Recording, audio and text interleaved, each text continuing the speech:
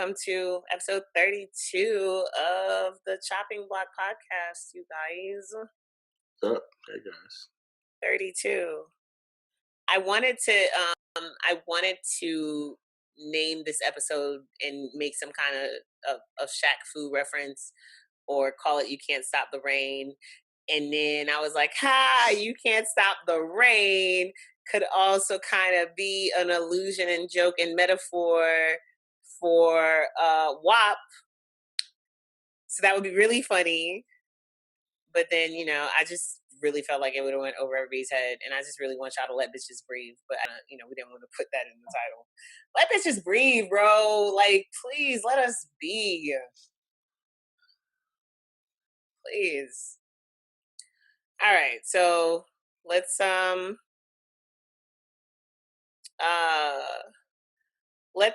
with why don't I see you, Ciz? Fuck. Okay, there you are. Let's start with Belcalis, Almanzar, whatever Offset's last name is. What is it? Fishes? Scalfis? I don't know. Let's start with the prophetess Cardi B, the deaconess of the Bronx community, and this great gift that she gave us. As somebody pointed out, that song is a love song. When a married woman is singing about all of the things that she's going to do to a man, that is a love song. Oh, absolutely. And y'all should respect it as such. So yeah, Cardi B dropped this song with Megan Thee Stallion. It's called WAP. WAP is an acronym. It does stand for worship and praise. It doesn't stand for, hold on, because some school actually posted it as something. And I was like, are y'all really going to use this to promote school content? Y'all, it does not stand for wings and pizza, Domino's. The Domino's was ready with that damn ad. Did you see that? They did. That was like super quick. Like the minute the song. Like, somebody got a promotion for that tweet. The next day. What's the other? I'm trying to find the school that said online work will be graded, uniforms mandatory, WAP equals we ain't playing. That's not what it means, teachers. Stop trying to be cool. It doesn't stand for we are producers or we are productive. It could stand for whack ass pussy also, I guess. It could. But that's not what it stands for. Here's a question. Did you hear no, I'll save that for later. We're not gonna talk about Safari. We're not giving Safari no. We gonna do Safari like I do my dog when she starts chewing on some shit she's not supposed to. No. Yeah, so on behalf of Shay from New Rochelle and all women everywhere, I just want to know, why are y'all so mad? I hope y'all got that reference, because I did.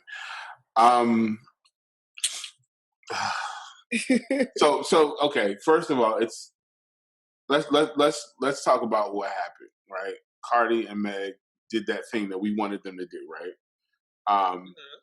This is the thing we've been waiting on, right? We've been talking about it. We mentioned it previously. Like, these two need to get together and do a record. Like, this is the one.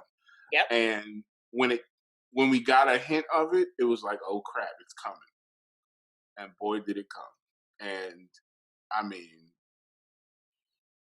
talk about breaking the internet. We have been in lockdown since March. Some of us to a tighter degree than others. Ciz and I have produced over 20 episodes of the show during lockdown. Which means that for 20 motherfucking weeks, we've somehow found music to talk about. And it wasn't all protest music. Even the week of all of those riots, when people were dropping protest songs left and right, we found bops, we found ratchet music, we found drug music. Why was this week the week that niggas wanted to know why artists are not releasing more responsible music? What? Okay, like I said, okay, there's the conversation around what happened, which is the thing, and we're in this weird space where the complainers get a table. But I don't. I mean, we could talk about the complainers table, but most of the internet and most of the people are just enjoying this record and this video, Good. and that's the actual consensus. So now's a good time for me to just say that the record didn't do a lot for me. It wasn't trash. I wasn't disappointed. If I had somewhere to go, I would definitely enjoy turning up to it with my friends. And by somewhere to go, I mean the basement at L Bar. Because where else I go? But yeah, it wasn't like Savage, the Savage remix that I wanted to listen to on repeat for me. Yeah, I've been singing "There's Some Hoes in This House" randomly all week. So, Right, the beat is great. The beat, I think the beat is probably my favorite part of the whole thing. well, this I'll file this under the not gonna overanalyze category of music that I love so much because it's I mean, imagine if we analyze stuff But that's the thing. like I'm not trying to analyze it. I'm like not I saying there's like a big butts and I reason cannot why. lie. No, I mean, no, I'm just no. It's saying. not a reason. It's not like there's a reason why I don't like it. It's not like I'm saying, oh, the bars weren't this or whatever. I'm just saying it didn't hit me like how I would have wanted it to hit me, but I don't hate it. I don't think it was trash. I don't think any of that. Like there's not no, deep thought process behind why I was just like, oh, this is okay. Well, the entirety of WAP has hit the entire record industry because it is on its way to smashing all types of records. The video already got YouTube's highest premiere for a video with an all female collaboration. It got 26.6 million views in 24 hours. We already know Cardi actually went and started an OnlyFans Which I will to be relieve, joining. particularly to release like behind the scenes footage and additional footage from WAP. She says she's also going to use it to, share intimate details of her life, but don't expect to see her naked on there. $4.99. Right. She went back last night and said she just realized that it was set to $10 originally, and she's not going to do that because the fans have been, buying vinyl, and Her merch sold out she's so getting ready fast. to she's getting ready to release some more merch. Um, I Yeah. love and hate. I love the fact that they really put a lot of thought into the marketing of this song and that it's all being um obstructed. Which I mean, I guess like in the grand scheme of things, the marketing like it serves the same purpose. But that this conversation, this respectability politics conversation, is really kind of overshadowed the fact that like they had an online discussion about women's sexuality in which she invited some of the other girls that were featured in the video. Hmm. Um, there was this merch released. Um, you know, interestingly enough, the video czar, the person that kind of pulled this video together, was somebody who was also involved in the tip drill video. So I thought that was really cool. That's smart. Um, but yeah, I love the moment. I love the video. I think the video is super, super dope. I enjoyed the beat. I would definitely like this would definitely be a song that would get me and my homegirls cutting up on the dance floor if I was outside. Am I adding it to a playlist? No. Well, yeah, it might not be walk around your house music, but Right. um, Even you when you know, live I, by yourself. I don't want the conversation. Like, it's weird that we live in a time where the minority has a louder voice than the majority, because clearly, judging by the numbers and judging by the responses, and actually watching comments and not just paying attention to what the media is trying to perpetuate, because the media is trying to perpetuate the thing that they can get clicks off of. So you're gonna have the Breakfast Club doing these interviews with city girls where they're asking about the male female thing because they want to eat off of that divide. They want to eat off of that topic, right? But in the meantime, the rest of us are just having fun with the song and the video. I mean, it's just like everything turns into this deep political discussion. Well, what about this and what about that? Listen, they said what they said. The video's out. I guarantee you in the streets, for people that don't give a shit about COVID-19, they are partying. I know if I was back in the hood in Philly, I would hear this shit bouncing out of every car and every little nightclub or corner bar that's supposed to be shut down. I know that's what it is. That's the actual energy on the ground level. But the internet is not the ground level. We got to remember that. But here's the thing.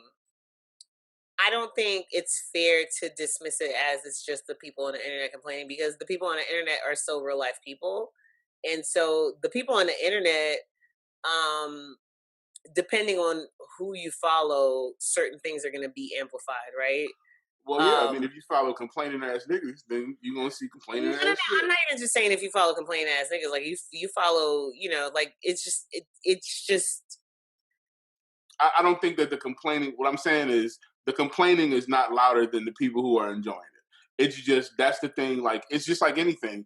People who dissent are always louder than people who are enjoying something. Because if you're having fun, you're too busy having fun to bitch about shit. right, and that's yeah, People and who that's bitch across the about board for shit, they anything. come. Like when They're you like, oh, I'm when gonna hop on the internet to complain. Like this is it why I'm here. a consumer with a negative experience is going to tell 100 people, but a consumer with a positive experience might tell 10. So that's just that's laws of customer service regardless across the board. To quote, I to just quote Sean Corey Carter, men the lie, the women hypocrisy of lie. it for me was really where it was at. Like, come on, y'all. Like, come on. But yeah, I You know mean, what I'm saying? Like, people profit off that hypocrisy. Like this ain't the first time that we've had this discussion about people being hypocrites about what women can do, versus what men can do.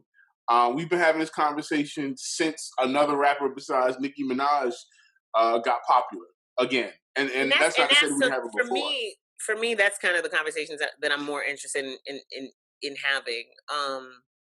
Is the fact that like anytime one female rapper does something, the only time that people get on the internet and start advocating for female rappers is anytime that one female rapper does something that you don't like. Tierra Whack was the only American rapper not named Sean Corey Carter to be featured on Black is King. Hmm. To be featured on the album. I mean, unless you want to count Pharrell as a rapper. Oh no, Kendrick's on the album. And Kendrick is on the song "Denial," but he wasn't in the actual footage for Black is King. Um, like there's two women on the XXL Freshman cover this year. There were three last year. Hmm. Y'all love to pull Rhapsody into this shit. I hate to tell y'all that Rhapsody is a black girl from South Carolina. I promise you, she enjoys this fucking song. I promise you, as a black girl Appreciate your reared in appreciation. Florida, I promise you that she enjoys this motherfucking song. And if you've ever seen Rhapsody on stage, you know that Rhapsody was twerking to the song in her house, just like the rest of us. But this is the first time I am a black woman who has been like influenced by and a fan of black female rappers from the very beginning of my career. That's where I got my name from, was because of a black female rapper. This is the first time where we can have 6, 7, 8, 9, 10 chicks out here doing the damn thing, and even the ones that are in the same lane are not blocking each other. Like y'all, and I credit Meg largely for this because initially Cardi was getting pulled into the bullshit, but these women have finally all stood up and been like, no, like you're not gonna pit us against each other. We support each other. We'll pop up in each other's videos. We'll play each other's songs. We'll tell y'all to go listen to each other's songs. Like we're not doing this shit with y'all. This is the Well, first time to be in. honest, Cardi's always been on that type of time.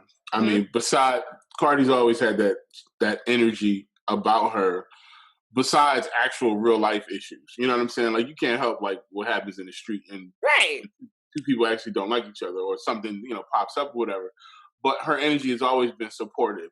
But that's not the narrative that sells papers. You know what I'm saying? So But that's that's what I'm really saying. Like, I don't think it's just about a narrative that sells papers anymore. Like, these are because the conversations I was seeing was not on nobody's website. These are actual people having these conversations. I just yeah. But these also, as a conversations, journalist, are driven by, hey guys, here's the news cycle. right. But I, as a journalist, am also tired of everybody being like, oh, it's the media. Because it's not always the fucking media. Like, sometimes we're reporting on Eh, the shit that y'all say. Well, yeah, but at the same time, it's like if I'm sitting with a post and I'm trying to figure out the hashtag, or if I'm trying to figure out like, hey, what am I going to talk about that's going to be more provocative so we can get clicks? At this point, the media needs to accept, and it might not be individual journalists or whatever, but the media has chosen AdSense dollars over actual journalism, And and I'm that telling you that in 29, I'm telling you that in 2020, it's happening the opposite way. I don't They agree. are basing their headlines. These niggas are not doing no work. They're not driving conversation.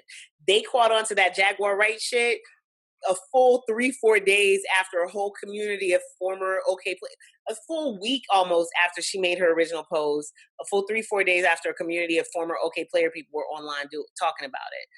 There and this is coming from somebody who's worked on both sides of the fence. I'm telling you, like, they're not driving the conversations happening on Twitter. They're pulling the conversations from Twitter and turning those into posts. That's what they're doing now, for the Well, most part. yeah, I mean, I guess, but they're choosing what to pull because they're not pulling the good Yeah. conversations. So, but that's what I'm saying. Like, okay, if they're getting their conversations from Twitter, they're still picking and choosing the ones that are spicy. They're not saying, "Oh, hey, look, let's post about all this positivity," because negative sells faster, just like it always has. And if the media is a part of the perpetuation, no matter where they get it from, they're still complicit. Anyway, CeeLo ran his mouth and quickly got reminded that we're ignoring his whole predatory past. CeeLo and Designer both win the Man All You Had to Do Was Drop Off Your Music and Go award for this week. Designer had sat down long enough for us to forget that he tried to be Future Junior. Drops a song and turns around and says, "What did he say? That COVID-19 is not real." COVID-19 is not real. Um, Imagine CeeLo being from New York City, from New where all York these people have City. died more than any other place in the world, and you saying COVID-19 ain't real. Imagine being from Because you can't Brooklyn. get it. Because you didn't get it. Imagine. Because I know he knows somebody who died from it. Everybody I know, every family member I got in New York is traumatized because they know somebody who had it and they probably know somebody who died from Right. it. And this nigga gonna get on the internet The internet. and say that bullshit. CeeLo completely lost all of the career traction that he had gotten from the Nas Barkley era because of his accusation of sexual assault. Mhm. And then, like, I think in the midst of his trial, jumped on Twitter and was like, "Oh, if you don't remember if you were really raped, you would have remembered what happened." Um, I'm over this. the internet, like, somehow this shit quieted down to the point that he was able to get back on The Voice, which really means that it just had never gotten to white people's ears for real. Because the minute he got to The Voice, if they would have known about it, they would have been like, "Not that guy." And then he puts out an album. We said it was a pretty deep. Well, I never listened to the full album. I listened to a couple songs off the album, and it was pretty decent. And then here he comes this week talking about how things become gimmicky and whoop de woo and blah blah blah. So then he went on Twitter yesterday and said that the quote was misconstrued and that he considers Cardi and Offset like family, and he would never have anything negative to say. Oh, what exactly did he say? Because I ignored the whole thing as soon as I saw he was involved. That's Because so I mean, he I'm just said, hold on, let me pull it up. He called modern music personally and morally disappointing. He said there was once a time when we were savvy enough to code certain things. We could express it to those it was meant for with the style of language we use. But now music is shameless. It is sheer savagery. We are adults. There should be a time and a place for adult content. what? And then he said that people like Nicki Minaj, who he referred to as heads of state, he says she's up there in accolades, success, visibility, a platform to influence. Nicki could be effective in so many other constructive ways, but it feels desperate. You would think that a nigga from Dungeon Family would be the king of understanding that you can do many things with your music. I mean, I wouldn't. Maybe other people would. But it's generally niggas like that who happen to have the worst fucking opinions on everything. So yeah, that was his take on it. That we used to code certain things, but I'm like, come on, man. What did we code? I mean, come Well, you on. know, he's saying like, I mean, you know, obviously, like it's not like Akinelli made a song about fellatio called "Put It in Your Mouth." You know, like that would be too much. Which they actually played on the radio. I heard that record on the radio when I was a child. I heard that unedited version of that record in Haiti. And it was hilarious because my uncle and my aunt didn't seem to know what was happening in the song. And my aunt was just bopping her head, patting her knee. She doesn't speak English. And I'm sitting in the back seat, like mortified. No, I think he was referring to, uh, you know, I mean, there's a bunch of songs where they don't directly call things what they're actually about, right? Like um, Marvin Gaye has a song called Funk Me, Funk. He has another song, the song that was sampled for American Dreamin'. I'm the person where whenever I get ready to say something contrarian or express an opinion, I make sure that I'm wrong, that I'm right. If there's a way for me to Google the shit that I'm about to say, like I don't want to be out here sounding stupid. So right. I try to go and find things. Somebody went on this whole, like I was so annoyed about it. I was not even annoyed. I laughed at it heartily. She said something like she misses when a woman said this, okay? That she misses when female rappers had substance and she misses Lauryn Hill. And in her comments, somebody posted his Apple Music account with the covers for Rhapsody's last two albums. And this woman who misses Substance and Lauryn Hill said, bet I'm going to check her out. Somebody put you on to Rhapsody in 2020, my nigga? I don't know. I mean, you're into Substance and you don't know who. So I hate y'all. Here's what I figured out on Facebook this week. And not just Facebook, but we'll just use Facebook because it's the worst place. I figured out that people our age have no actual, like they're okay with lying about their past. Like we're at the point where they just want to romanticize. Oh wait, hold on. Mikey said we need to pause for technical difficulties real quick.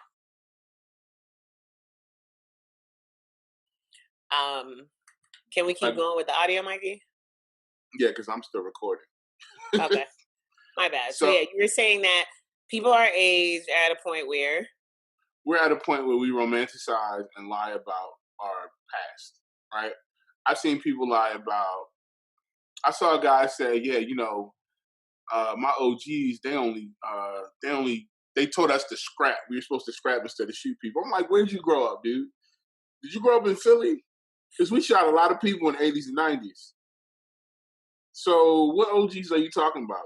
You talking about your OGs back in the 60s and 70s when they were stabbing each other in gang wars. You grew up in the crack era with Uzis and shit. So what are you talking about? It's weird watching people pretend that things were a certain way when we know they weren't that way. Right. Like it's weird watching people just grip. It's like the hip hop argument. People like, yo, lyricism. I'm like, clap your hands, everybody. Like I'm like, you know, some of the most like rap started out as party jams. Chim chimney, chim chim cheree, flow like water and feel fancy free. Oh, and you're you know, you were being nice about it. I'm gonna go all the way back to, you know, to the hip, the hop, the hippie to the hippity. You know what I mean? Like hip hop, right. Rap started with us like MCing the party. You know, connecting with the crowd. It wasn't about lyrics. So everything doesn't have to be a lyrical exercise. Everything's not. That's one portion of hip hop. We're not going to pretend like that's the basis on which hip hop is. You don't do this, you don't do that. But I've realized that it's just something that you do as you get older. you But see, literally just what bugs you just me wish away the bad parts of your life and say, this is what I wish was the truth. what bugs me when it comes to these rap opinions is that it's starting to get now to where it's not just people our age. One, the popular thing to do is to say that all current music is trash, which is bullshit. And I for I me, don't know if people that are of this era have that opinion. I think the young it's lady who was complaining about missing substance was definitely like under 35. yeah, well, that's not this era. But no, I mean, but even like, in this era, there are niggas out there who are super Griselda fans who want to shit on everybody Oh, of else, and course, they but might be 22 years but old. You know what I'm saying? they're being led by 45-year-olds. And when we were coming up, there were definitely people who were, like Quali and Common fans who wanted to hate on whatever shiny I don't suits. know. Well, I'll say in 1993, I could turn on the radio and hear the Jungle Brothers and Onyx right after each other, Yes, and that was a completely different time. You could hear DMX, you could hear all these different eras. You get different codes. You can hear different types of music, that and they all coexisted together. right, So and yeah, that's the part. people had their favorites, but And that's the part where I will give people nowadays is that now, unfortunately, because the corporate side of music has moved the way that it's moved, the radio, the exposure to music is very homogenous. Absolutely. Um, we know, and I've been on this journey personally myself for the last 8 years or so, that there's a shit ton of great music out there to be found that you're just not going to find on the radio or even BET jams. I haven't watched in a really long time, but at one point they were good with that. Like you would get your block of super popular records, but you would also get blocks of like regional records. They would do a first song, most recent song block, where they would play like whatever artist's first song, and then they would play whatever had just dropped. So yeah, the mainstream exposure is different. But yeah, there were definitely niggas back then that were like, oh, I mean, you had pockets, but it wasn't like the popular opinion. It was because music was much more widespread and variety. Everybody's got their personal thing. Like, even in rock, you had, oh, I'm a punk fan, or I'm a metalhead, or whatever. So people always dip into their genres. But and that's the part I nowadays, think. it's a little bit different when you look back on the history of it. Like, if you look at people like the Lowhead, like, I can look at somebody and tell like, I can be like, oh, okay, that's what you like because you fit that, you check all those boxes. Like it's like walking into a voting booth and just be like, oh, Democrat all the way down.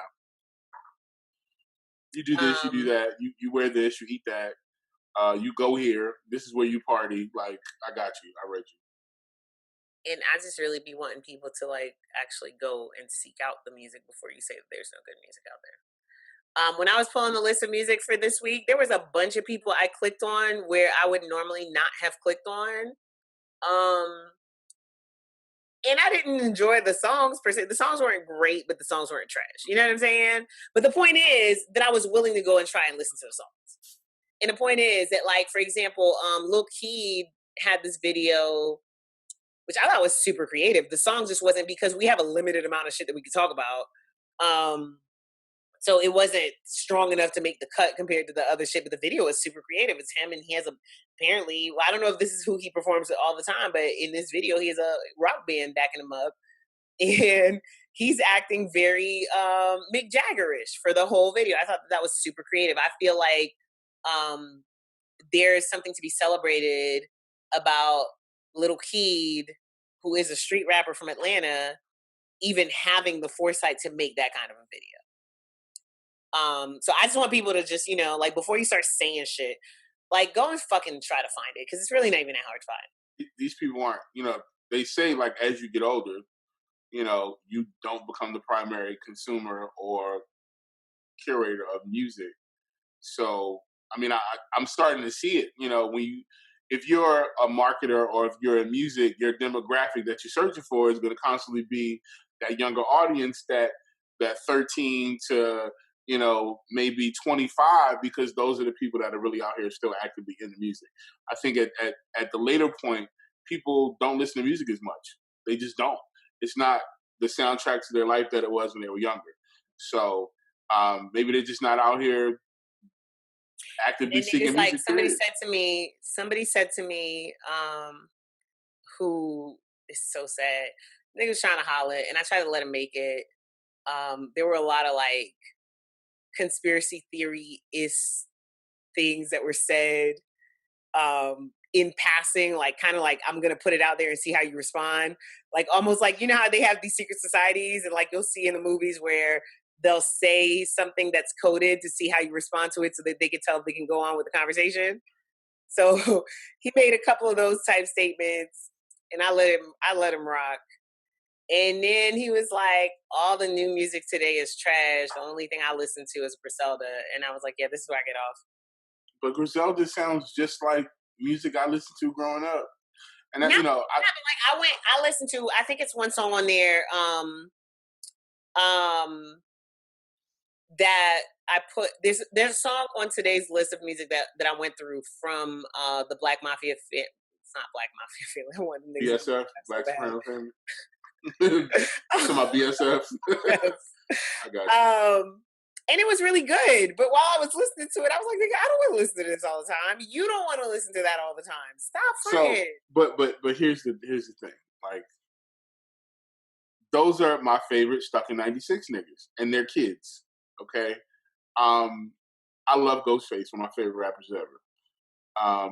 When I listen to Griselda, especially when I listen to West Side Gun, he sounds like a watered down version of the Purple Tape. His vocals, all his song ideas. Boom, boom, boom, boom. I don't know how y'all don't, that does not drive y'all crazy. So, and don't get me wrong, I fuck with Griselda. Like, I enjoy their vibe, but I know that vibe already. I grew up with that vibe. So when you hear it, it's like, we were really upset about Action Bronson, Really? but Very. we're cool,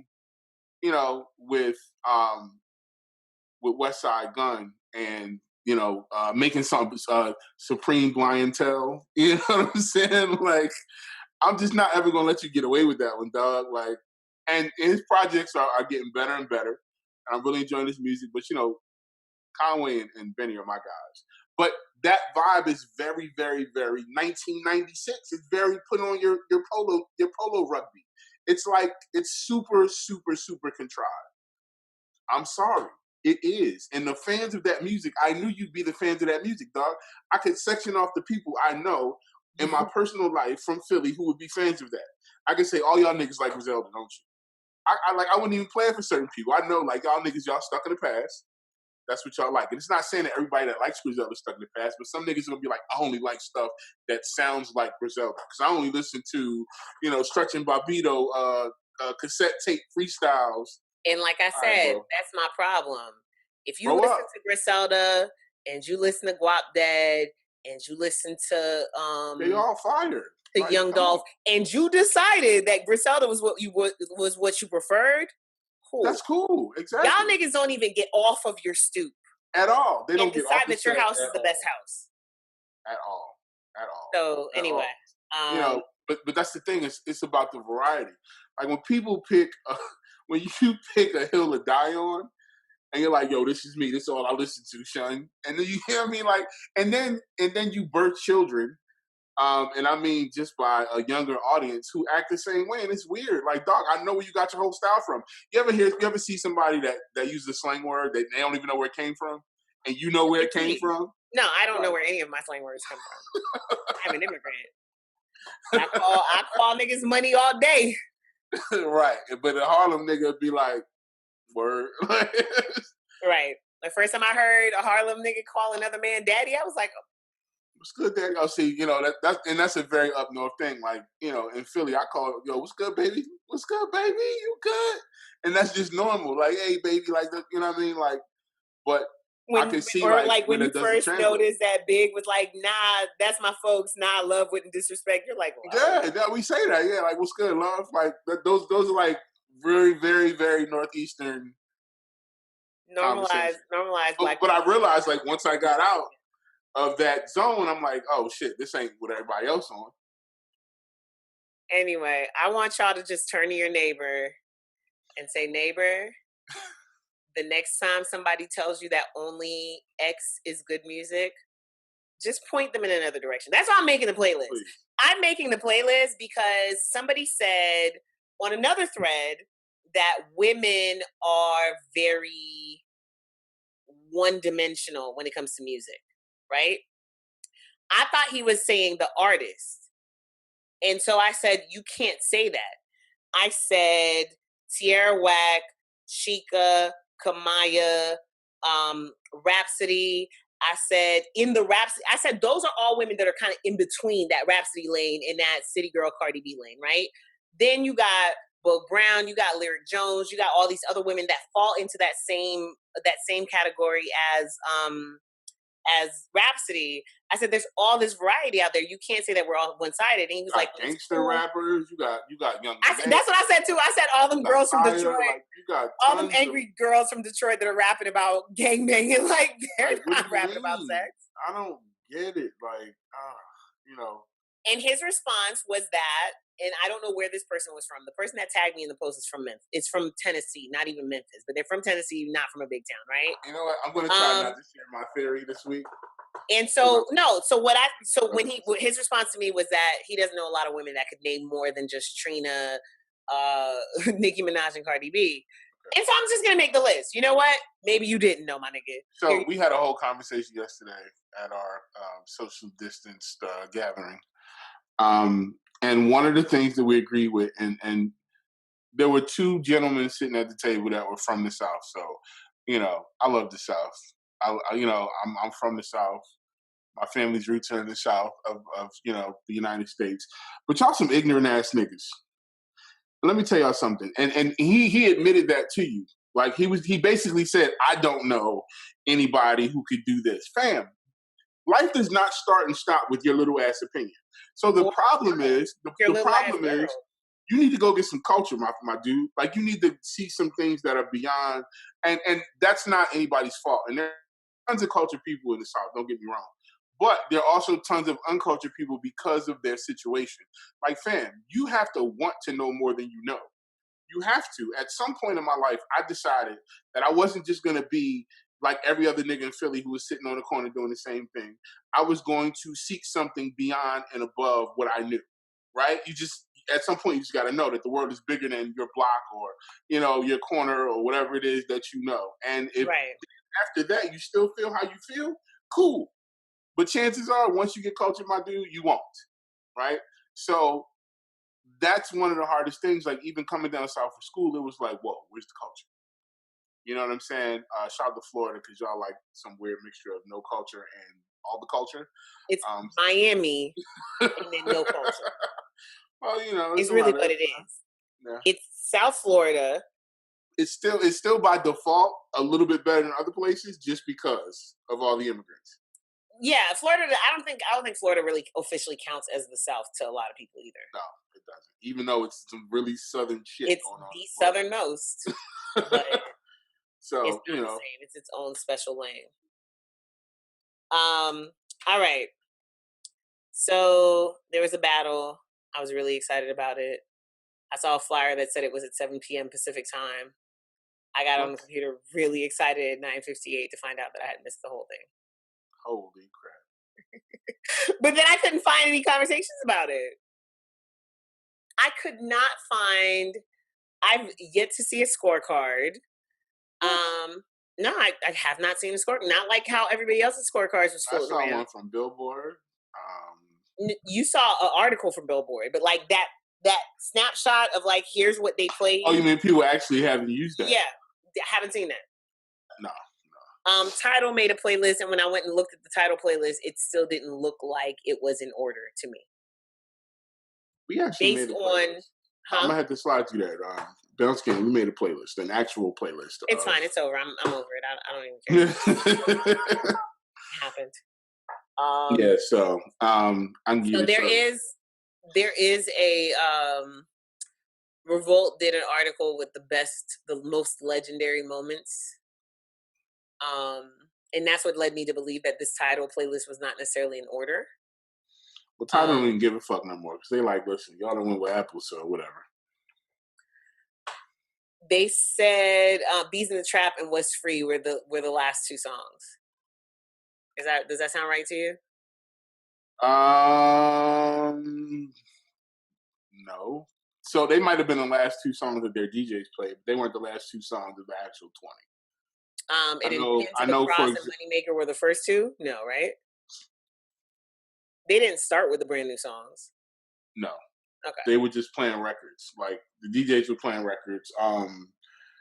And then they kind of started. So I know the 2 Chainz last record was Mercy. Yo, my dog never barks. I don't Must know be what this something thing going is. on outside. Yeah, it's people outside. I should probably close the doors. But yeah, it was very, so from what I understand, the energy between the two, between Rick Ross and 2 Chainz was not necessarily the greatest, and so people were bored. Is that what happened? 2 Chainz had good energy. Rick Ross was Rick Ross. kind of, yeah, like it, it's weird, Except for that man. one little clip of him dancing. Like he just tried to play that too cool mafia role, and I mean, people enjoyed it. I guess I just didn't. It was just kind of like that made for it being boring. Rick Ross doesn't have a lot of personality beyond his music. You know what I'm saying? 2 Chainz was very energetic and talking and relaying like information to the crowd, making jokes and having a good time. And I just feel like Ross was kind of a drag. Like he was just trying to be too cool. Like I'm gonna get a massage in the middle of this, and that was cool. But it was just like then 2 Chainz brought out essential workers, and they really, brought the party. And yeah, so I don't know. I mean, it was cool. It happened. It was a good celebration of music. Ross could have had a better selection of joints. Um, And 2 that's Chainz was that he just there won to though. remind you that he matters. Like every joint, he was like, "Yeah, I got a plaque for this. Yeah, Right. I got a plaque and a Grammys for this." Because I mean, he knows like people sleep on him, and that's kind of how he approached it. But he still had a good time with it. But Ross was just really kind of being a dick at some points too. Mm. Well, friends, I think I'm officially back in my I'm over it all bubble when it comes to verses. Here's something funny. I called one of the producers of one of Ross's records, and he told me that he lost that round. So that was fun.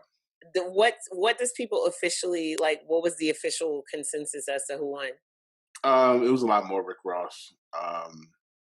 My scorecard was different, but it was a lot more Rick Ross enthusiasts from what I saw. You know, I would like to. I actually would like to see it.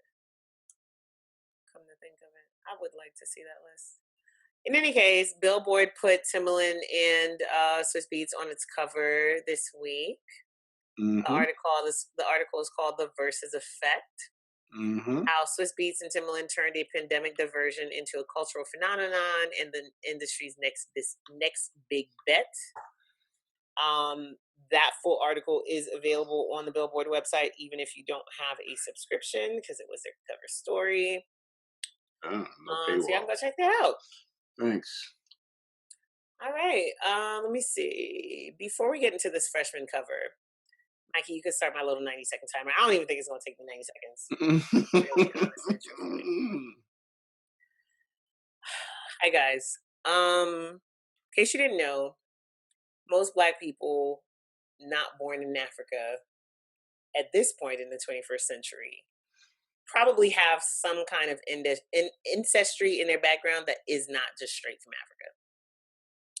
Africa. What? I know, shocking.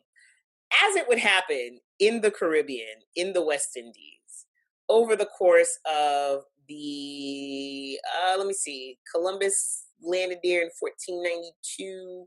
So over the course of the last 500 years, almost 600 years, a lot of different groups of people have migrated to the Caribbean. There's a huge Chinese population in Jamaica.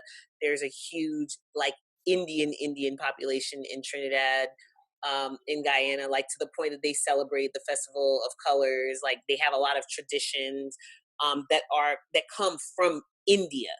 Right. Yeah. It's a lot of influence in the music. It's a lot of influence in the food. That's why they have curry food in the English speaking West Indian islands that you don't see in Haiti and in the Spanish speaking islands, right? Right. We Jamaicans eat curry. Where they think we got that from? They got that shit from straight up from India. In Haiti, there's a very huge Syrio Lebanese population. There's a bunch of families that have emigrated to Haiti from Syria and Lebanon, and I mean, and continue to do it. Like I how mean, you look at see, Africa, Eritrea, and yeah, Ethiopia, and all those places, heavily influenced by Indian folks. right. But I want specifically to focus on the West Indies because apparently black people, black people, not Trump supporters, not ignorant white folks who don't know that people could be from different places and speak different languages and all this other shit. Black people, people who are members of the diaspora, people of African descent, are questioning whether a woman from Jamaica could call herself black because her mother's from India and her father maybe had some Indian ancestry but was born in Jamaica. All right, so I don't even know where to start with this one because I'm Jamaican, and I don't know. I'm gonna let you handle this one, Todd, because I'm over these niggas. Okay. I'm over them too, but I just also kind of wanted to point this out for y'all. Um, there are race issues um, that exist in the United States for very, very valid reasons that don't exist in the same ways in other countries. I want y'all to understand that. It does not mean racism doesn't exist. It doesn't mean colorism doesn't exist. None of that. But what I'm saying is there are certain places where the identity is that country's identity. So when somebody like Lupita Nyong'o says that they didn't know that they were black until they came to America, what that means is we don't focus on the racial makeup as much as we do on the The things that actually matter. identity. Like Right. Haiti's constitution actually says if you were born there, you're black. Period. That's what it is. So anyway, So in conclusion, y'all got to make up your mind as to whether or not you want anybody who is of African descent to claim black, or if you want only certain black people to say they're black. so here's my 10 seconds. Kamala Harris and anybody else who has a dual identity has the right to that dual identity. And for people to use that against them, especially black people, and when I say black, I usually do the air quotes because that shit's some shit that we didn't make up. But that's a whole nother discussion for another time. That does not, you can't define those people. And we shouldn't be trying to define people when we have spent our entire existence trying not to be defined, right? So white supremacy has tried to define us all this time. And they've also taught us to turn around and try to define ourselves. This shit's silly. Y'all doing Russia's job once again. I saw, man, I've seen so many terrible memes and ideas being shared that have been, you just know it's 2016 all over again. You know that these foreign people are interfering in our election, and this is what I was saying earlier. Like, you can just drop a thought in social media now. You could just drop something in the water, like you drop, fish food in a fish tank, and everybody will just whoop, whoop, whoop, whoop to it, and then that'll be the thing that they take. And the worst part is, these people will think that they thought of it. So I've seen so many self-loathing, hateful niggas in the past 2 days, and I just don't have the energy to fight or combat all of them. First of all, there's nothing wrong with Kamala Harris being Indian. There's nothing wrong with her being black. She can be both. I have a daughter who is Asian and she's black. She's both. She's not one. She's not the other. She has cultural ties to both. Y'all assuming that Kamala Harris's mom and how she raised them is also ignorant. Her mom was out here. Her mom stayed here because she was fighting for civil rights. Did y'all know that? Y'all didn't know that because y'all didn't do the Why would they research. bother to find out? Because Crazy. it don't fit their little argument, and Um, it's just weird. Well, she was raised Indian. How do you know the fuck she was raised, bro? You don't know anything about her. Did you know her? No, you didn't.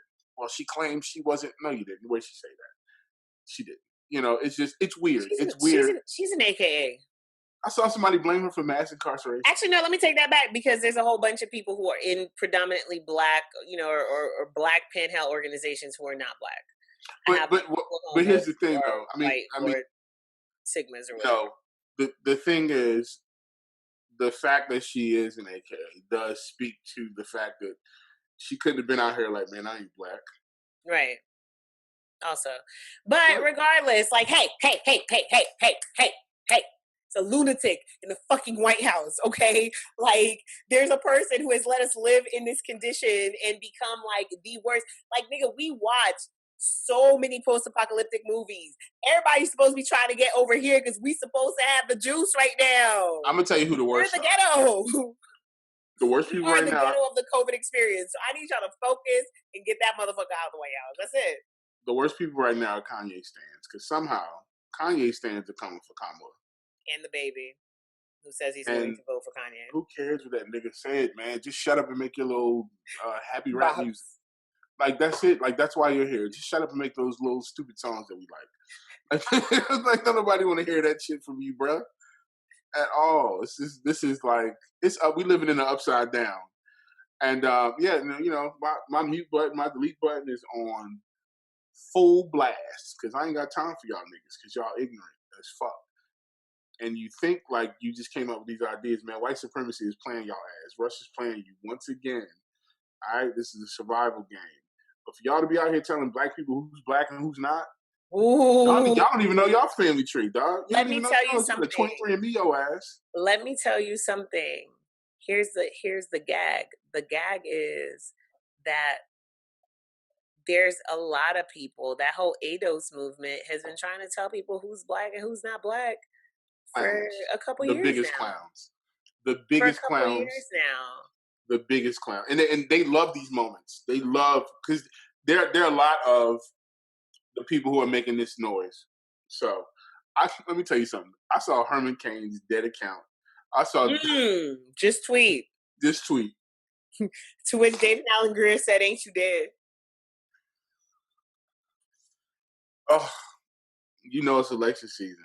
You know What we pains me getting more close. about what pains me most about that though is that I didn't see any of these Republicans, not one Republican figurehead, say anything about Herman Cain stuff. Not No, because they don't care. They didn't I care didn't see about a that single one. man. Not nobody. Nobody. I didn't see nobody Nobody like went to his rest funeral. in peace, Herman Cain. I didn't see anything about it. I didn't see anything on TV. Fox didn't cover it. Nobody. Nobody care about that dude. That's gonna be Candace Owens' goofy ass when she passes. Ain't not one person gonna be like, "Oh, Diamond and Silk." Ain't nobody gonna care about your ass again. If I'm not mistaken, Herman Cain was actually, an official part of the Trump reelection campaign, and he didn't say anything. That's But trash. y'all gonna let somebody go into that man's account and tweet to support your campaign today? Absolute Just in trash. case you thought Biden's candidacy was going to be anything other than completely nuts, Team Trump has released a new video. Y'all have the audacity to tweet that from Herman. If I was his From family, I Herman would sue the Cain's fuck account. out them people. Now here's the They're not crazy gonna thing. do that. No matter what Trump says about Kamala Harris, Trump donated to Kamala Harris's uh, election campaigns not once, not twice, but multiple times. So I don't know. Y'all gonna turn that into a negative point. Anyway, that was well, because that means whatever. she's a plant. Niggas don't even argue straightforward no more. Like as soon as you shut them down, they just start running sideways. Like, That's what they do. just throwing out whatever. Like That is what they do. Alrighty. we said we wouldn't talk about politics. It is August. And in August, typically Double XL releases their freshman cover. Their always controversial freshman cover. And this year's freshman cover, I'm gonna call the first year grad students cover.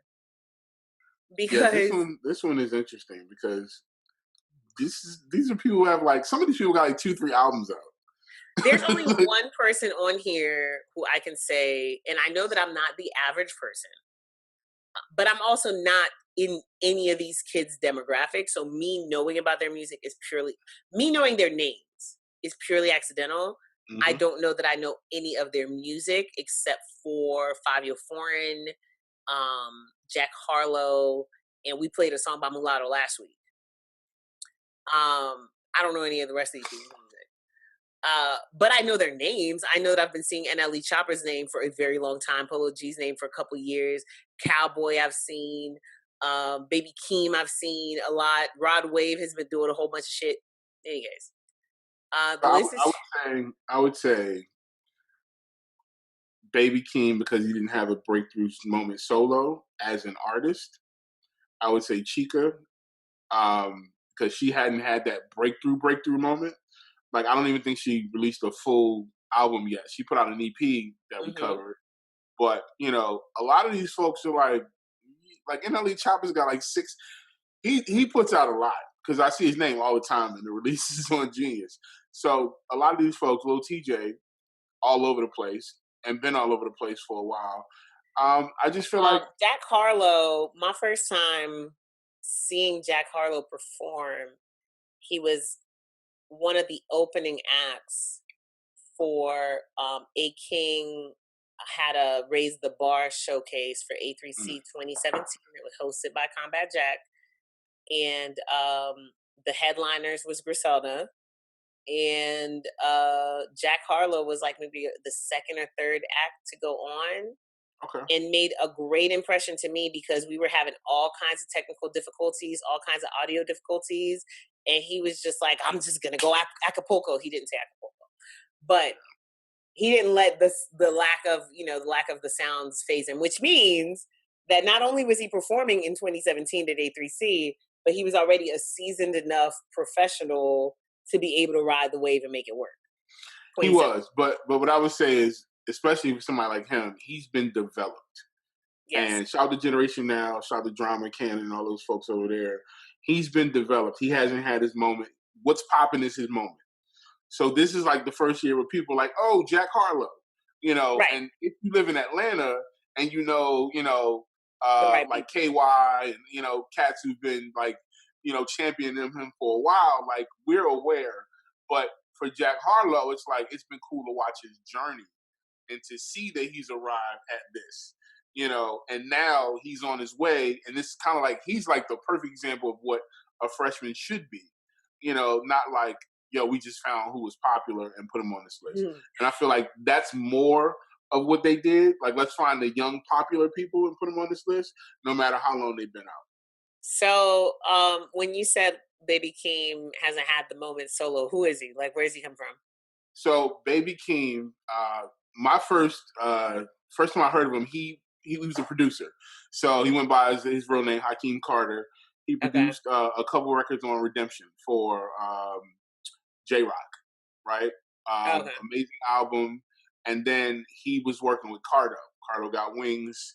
I don't know. They said something about so he lives in Kendrick's Vegas. cousin.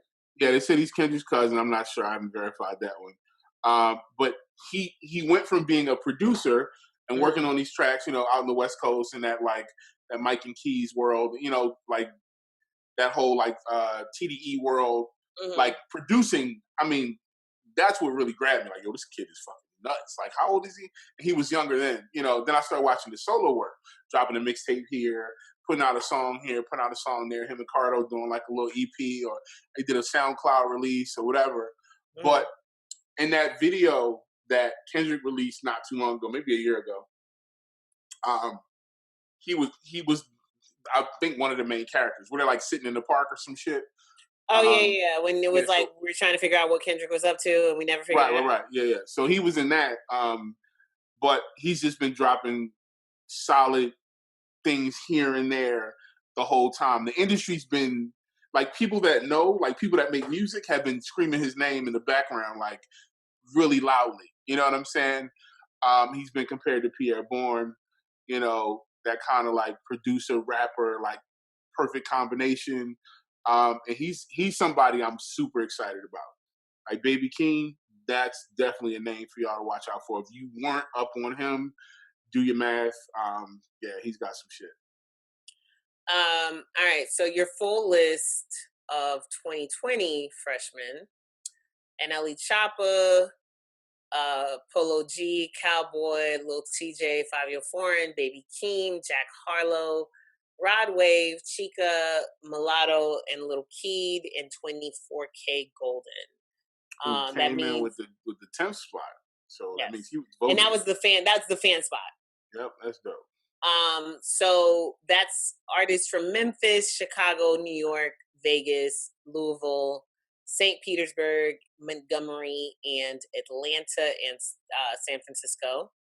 Oh, So it's a thank good you. variety. I found it interesting, if I'm reading this correctly, that Jetson Made is the first non double XL staffer to curate the list. I think that's what they were saying, that he curated. No, no. So what they were saying is he's going to be doing most of the production, which is weird. Well, then maybe Uh, not the first one to do that. I want y'all to know that I Standard was the first to do that. well, but even if you pick the person, in 2017, Sunny Digital did all the ciphers. Right, But that's what they I'm still saying. they I don't still think that came to he was us. doing the beats. They still came to us for the like music. So basically, okay. So what they did, they probably just gave him one bag for a bunch of beats, right? Which means do the cipher beats and for all the little videos that we traditionally did, or that I Standard traditionally did. Um, and now Justin Made It is doing all of it, which is cool. I'm like that's dope. But let's just be clear, he's not the first person to do that. He might be the first individual to do that because they didn't announce us. Obviously, they were just coming to us to get the beats from all of our producers. I find it kind of funny that they didn't show any of those producers who did it any love beyond just writing their name in the intro screen on some of them or putting them in, because all they got was credit. They didn't get any money for it. So Well, yeah, it's a new day. it is. Maybe they've learned So, their ways. and So that's Double XL finally went and put together a full list of every artist that's ever been on the freshman cover. I'm annoyed right now because I'm seeing that they actually put these people's names in alphabetical order instead of just grouping them by the year. And I'm what? only annoyed by it because I wanted to draw a comparison from the Why would they do 2010. So fucking that? so annoying. But as I'm scrolling it, it's a lot of people from much more recent years than you would imagine that are no longer a topic of conversation. And there's other people where I'm looking at it and I'm like, damn. Dickie Simmons was on the freshman list in 2011. How old was Dickie Simmons in 2011? 17, 18 years old.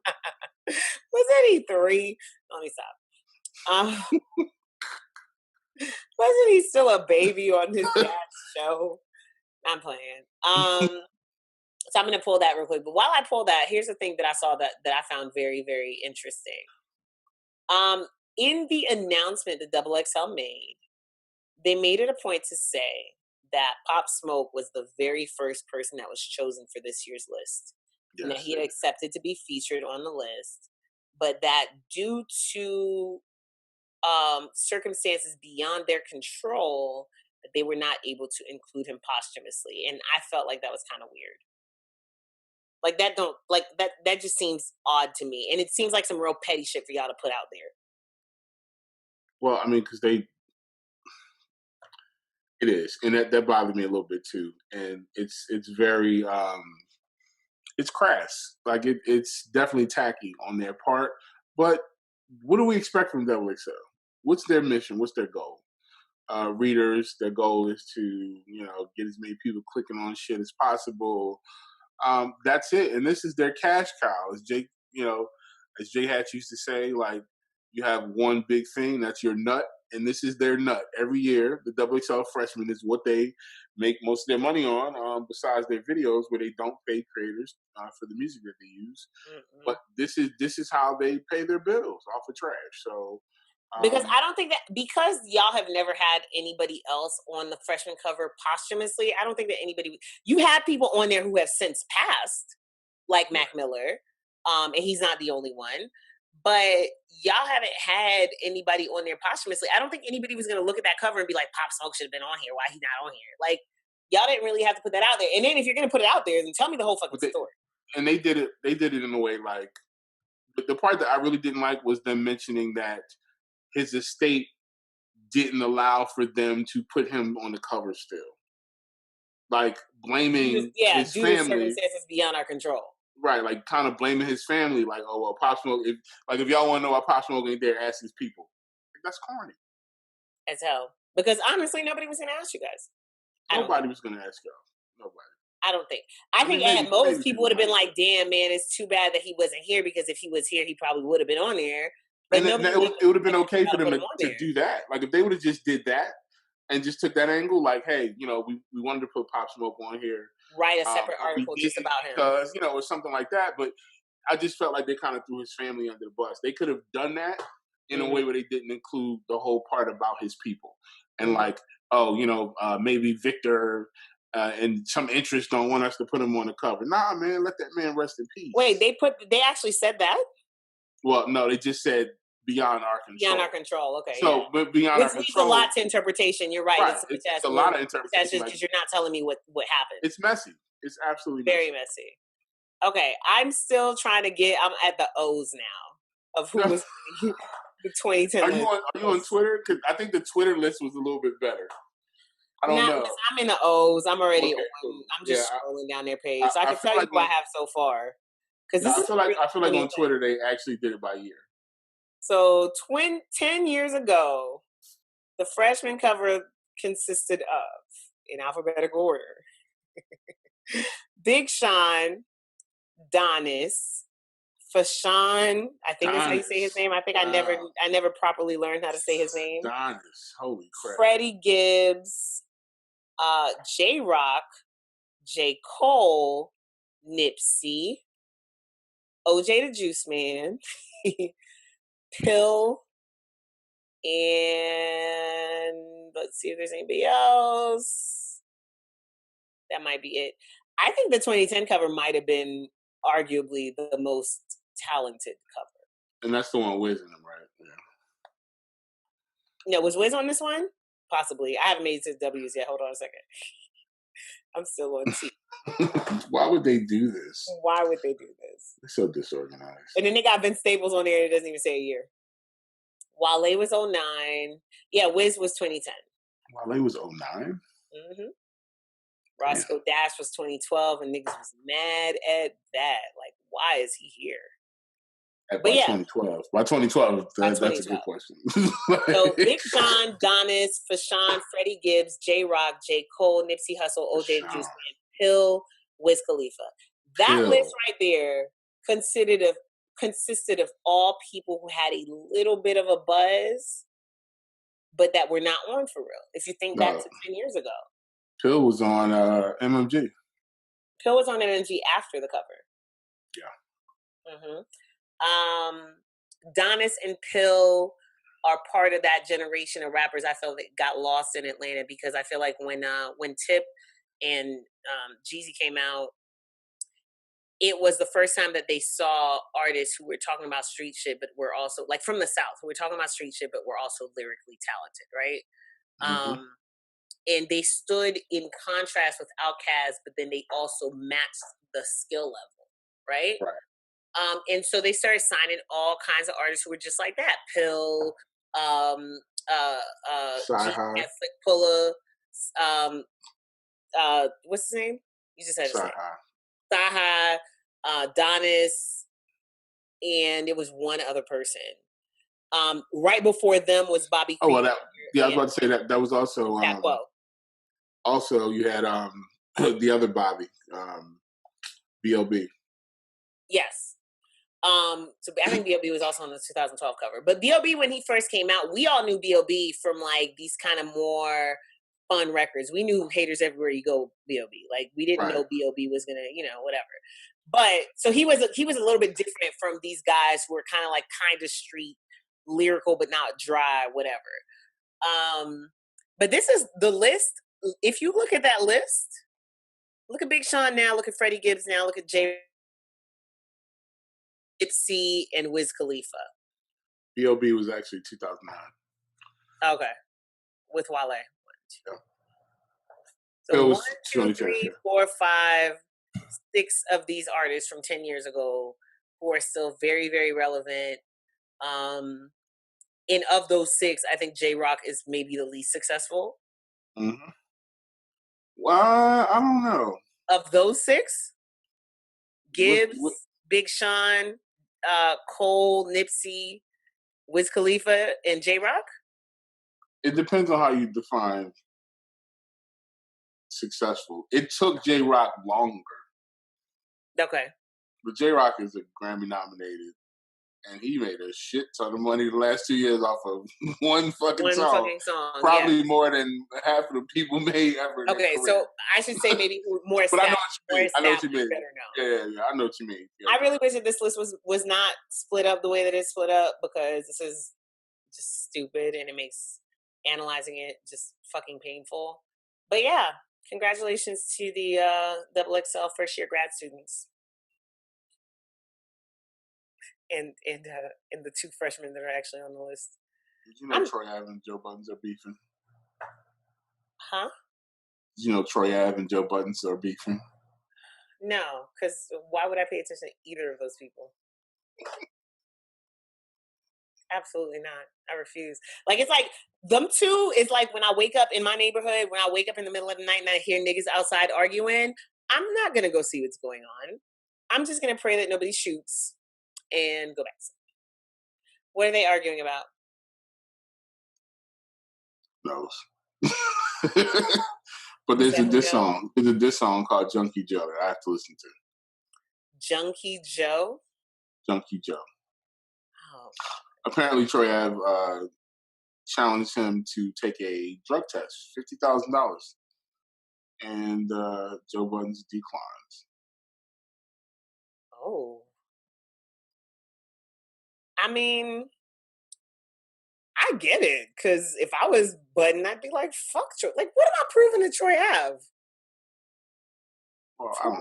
Purpose? I mean, Joe Budden is one song ahead of Troy Ave in my book.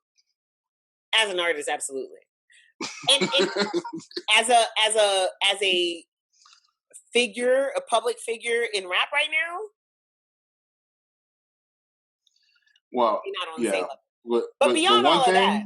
But the one thing I love is that when you take it to the essence, it's a New York street thing. Or it's a tri-state area street thing. And at the end of the day, all of the other cute shit don't matter. Sometimes you get dragged back into the mud. Absolutely. But like, for you to ask him to take a drug test and be like, I'll pay you $50 to take a drug test, it's just some weird ass shit to say. And it would be some weird ass shit to agree to. I don't care what the result would be. You don't think so? Like, what? Because why? It's a lot of pride involved. I mean, I could take 50K and do some things with it, but you know. I guess. I'm going to listen to that track, though, because I need a laugh today. They're all so weird. All right, guys. You know, rapper egos? Come on. And lastly, today, it's taken us an hour and a half to get through current events, but it's fine. A lot happened. Surprisingly, we're not the generation that made Phil Collins and Air Tonight pop. Nah, we're not. And I saw a lot of people not trying to give these two young men their credit at first. But I think we got this straightened out. So these two young men made a video and they reacted to hearing In the Air Tonight for the very first time. I saw it on the timeline. I haven't watched it yet. I'm sure it's cute.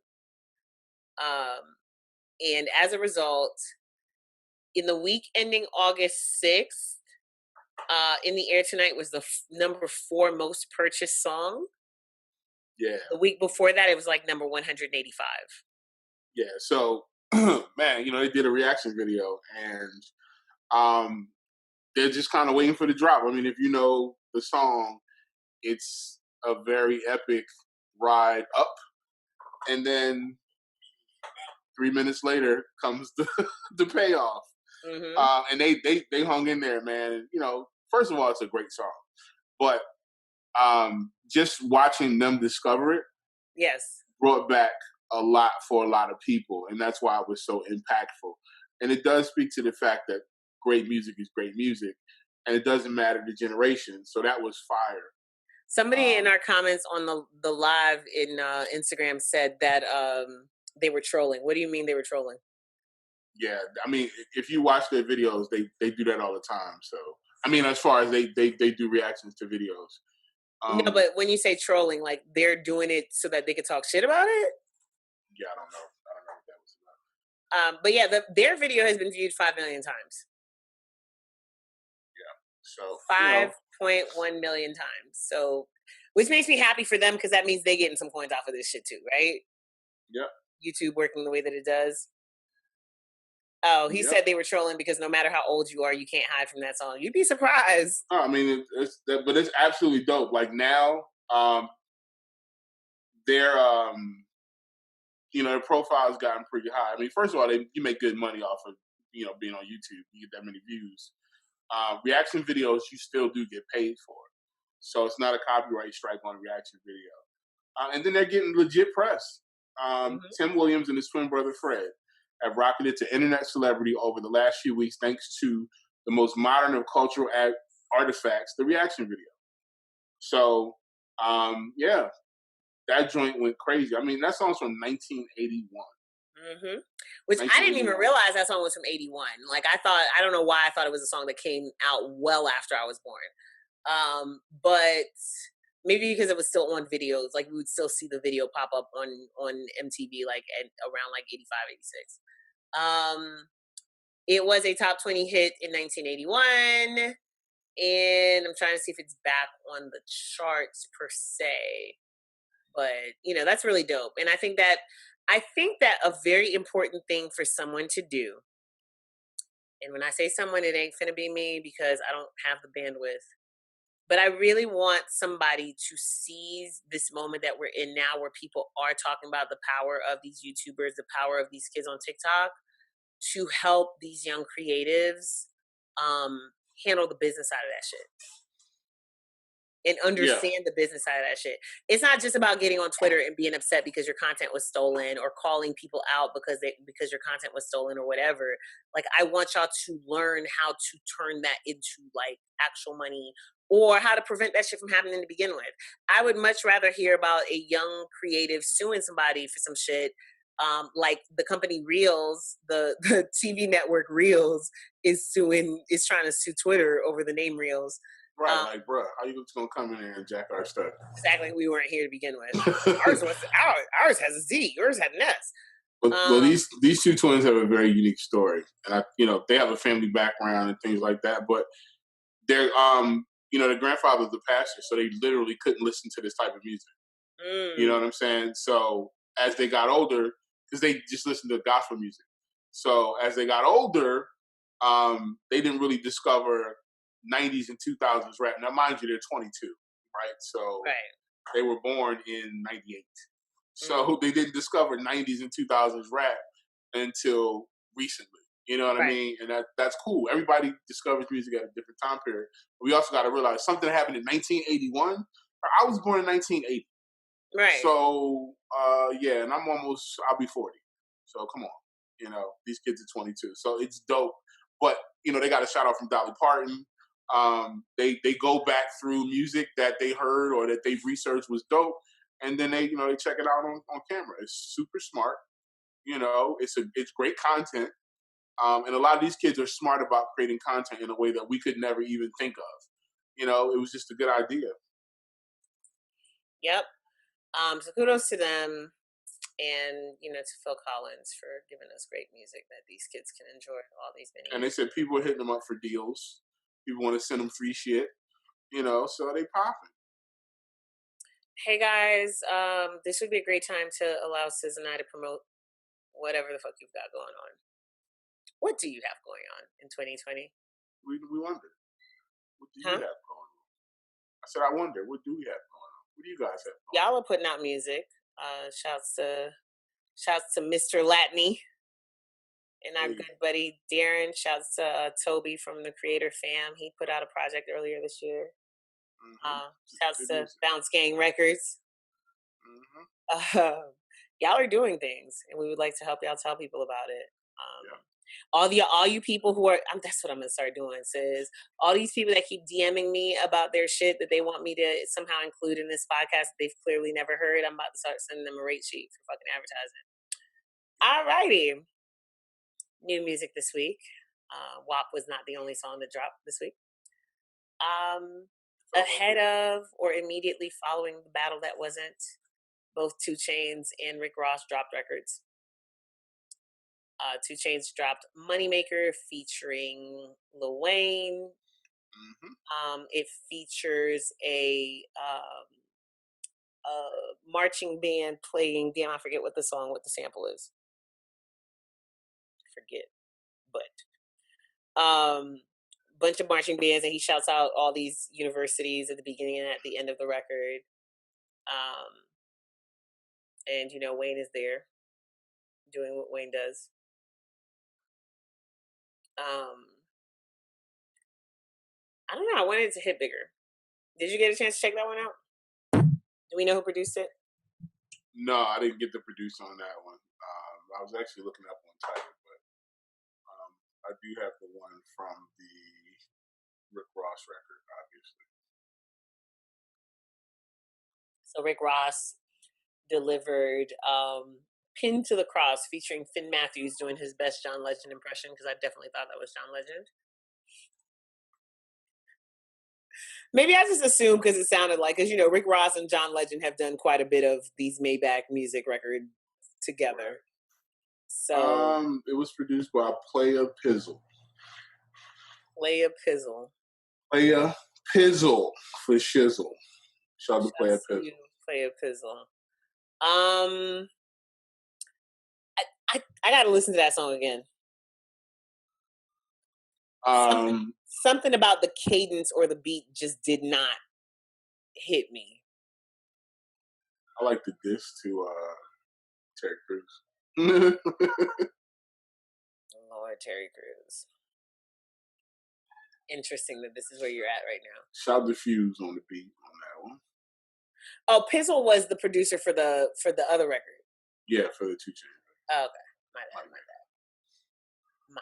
What's the sample on here? It's a lot of writers on the song. I wonder. Conway the Machine went and got Method Man and put out a song called Lemon, and I really enjoyed it because it sounded like Method Man really got excited. And that's the thing. See, that's the thing that I will say about Griselda. I feel like Griselda put a battery in the back of a lot of like the OGs that used to create that same kind of music. I think that they get them excited again. Yeah, no, definitely.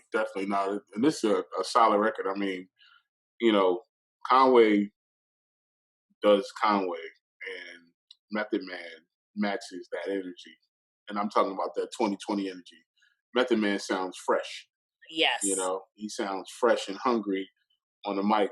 And, Method Man's never really been a slacker, on the mic. But, I mean, this joint is just, it's a good energy. Like, it's a joint you're going to listen to top to bottom. You might even rewind it. Yep. Depending on how you feel. Yep. It's that good. Yep. Produced by Beat Butcher, Derringer, Elliot Dubach, and Thomas Paldino. So there's this whole class of young niggas that I truly enjoy. And this is where the contrast for me comes with the Griselda cats. Talent for talent, I would say equally talented. But there is definitely this class of artists who are really, who could rap their little asses off, but are good for a bop. And so IDK got with JID and Kenny Mason and DJ Scheme and dropped the song called Cereal. First of all, the video is IDK sitting on a bike eating a bowl of cereal. The whole damn time. And I was just like... That was enough for me. Is something going to happen? No? Okay. That was it. Now, I was a little upset with them because I tried to find... I'm on the video and I'm like, this song's fire. Who produced it? So I feel like I went to ID. No, that was a different song. I felt like I went to his IG and found it there, but that was a different song.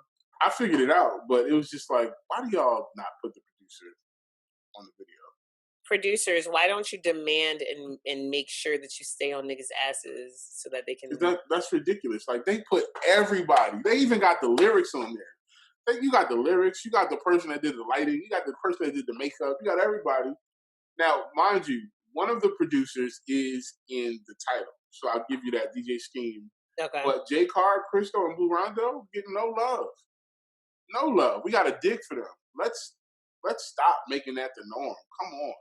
You got enough space on that little description section to add their names and let people know that they did the track.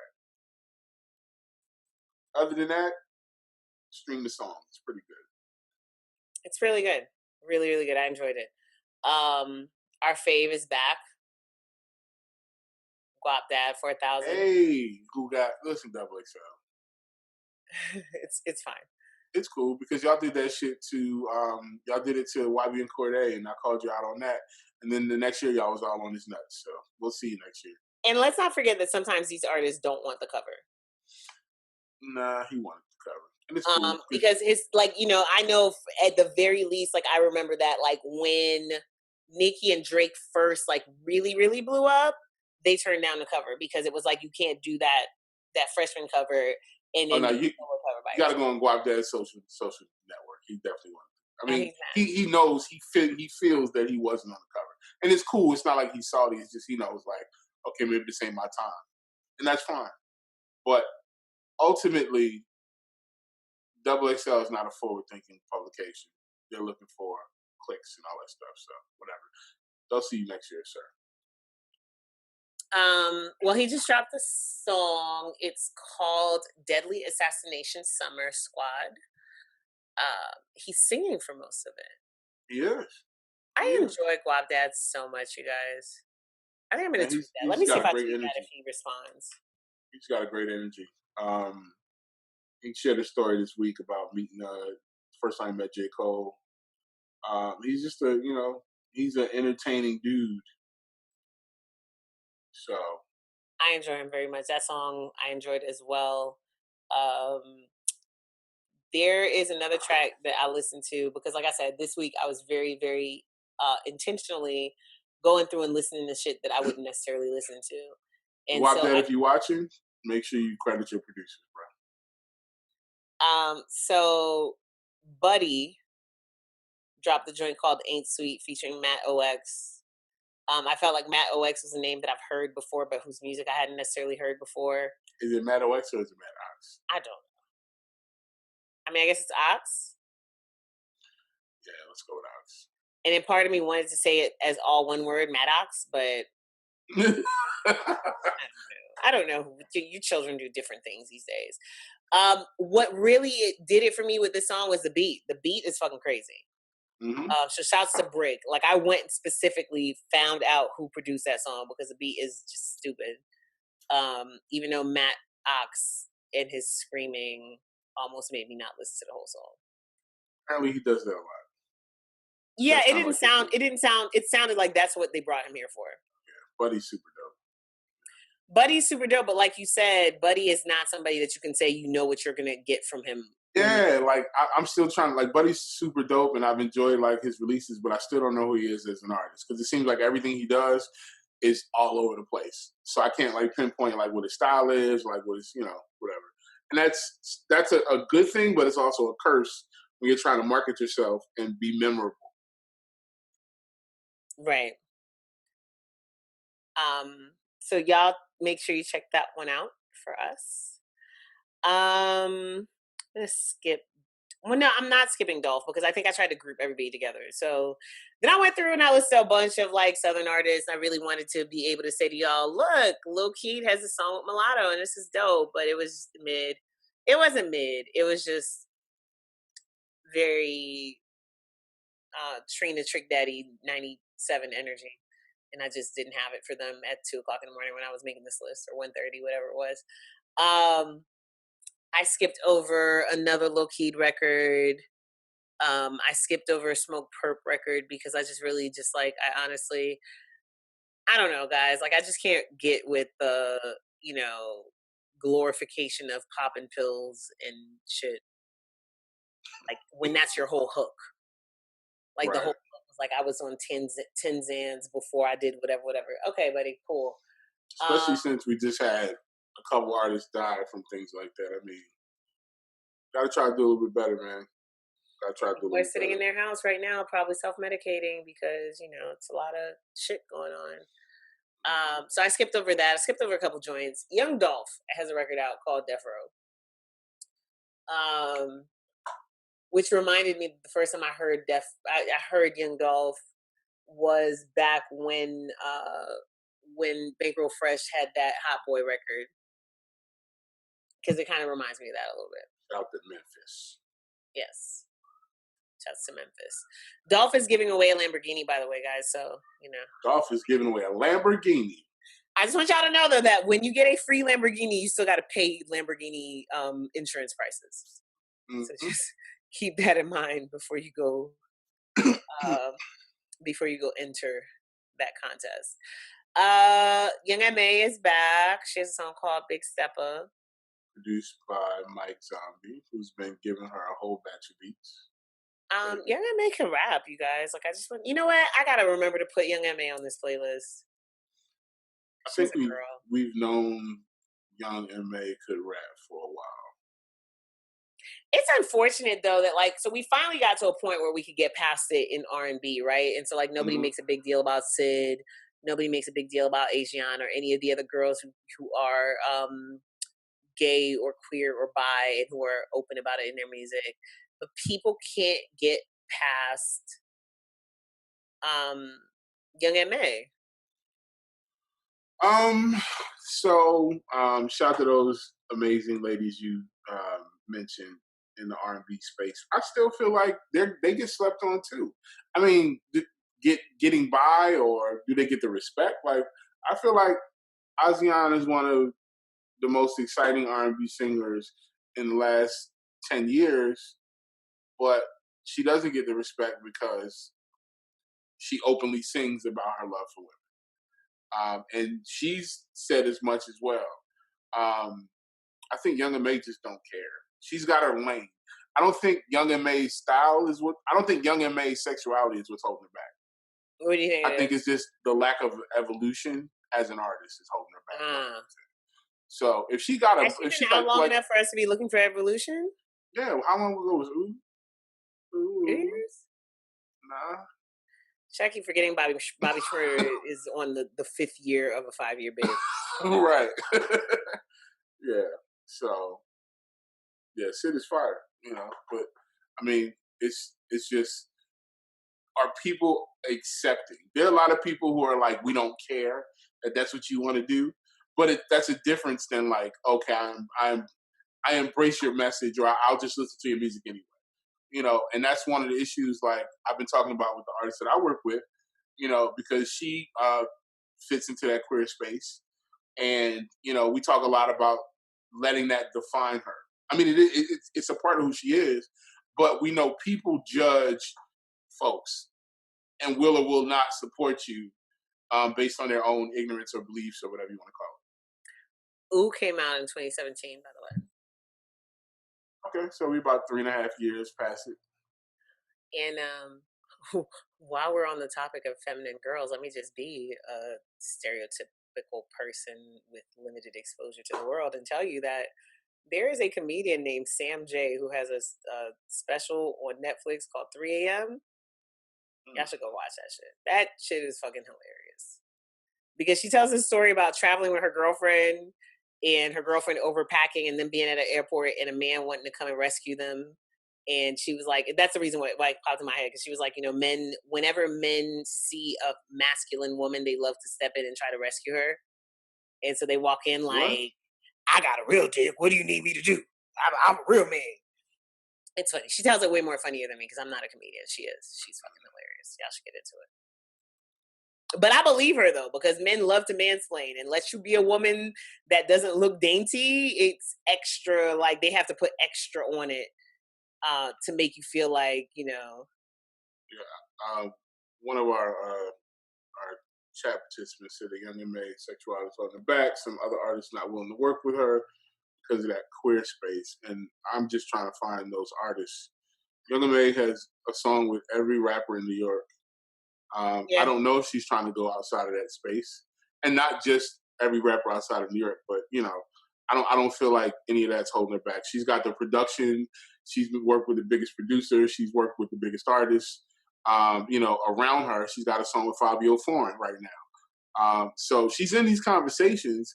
She just has to deliver the record, and we can't not give people. Like, you had such a huge record. How many people have such a big record like that and then can't find that second record? We loved that record. Everybody loved that record. I remember Remy brought her out at Summer Jam and the whole crowd going nuts and everything. So,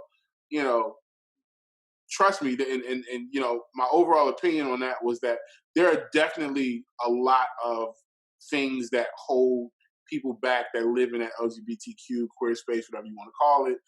Um, but I don't think Young M.A, that's not her main thing, because Young M.A is aggressive content. Like we did, what was that, Red Flu, or that she just came out with.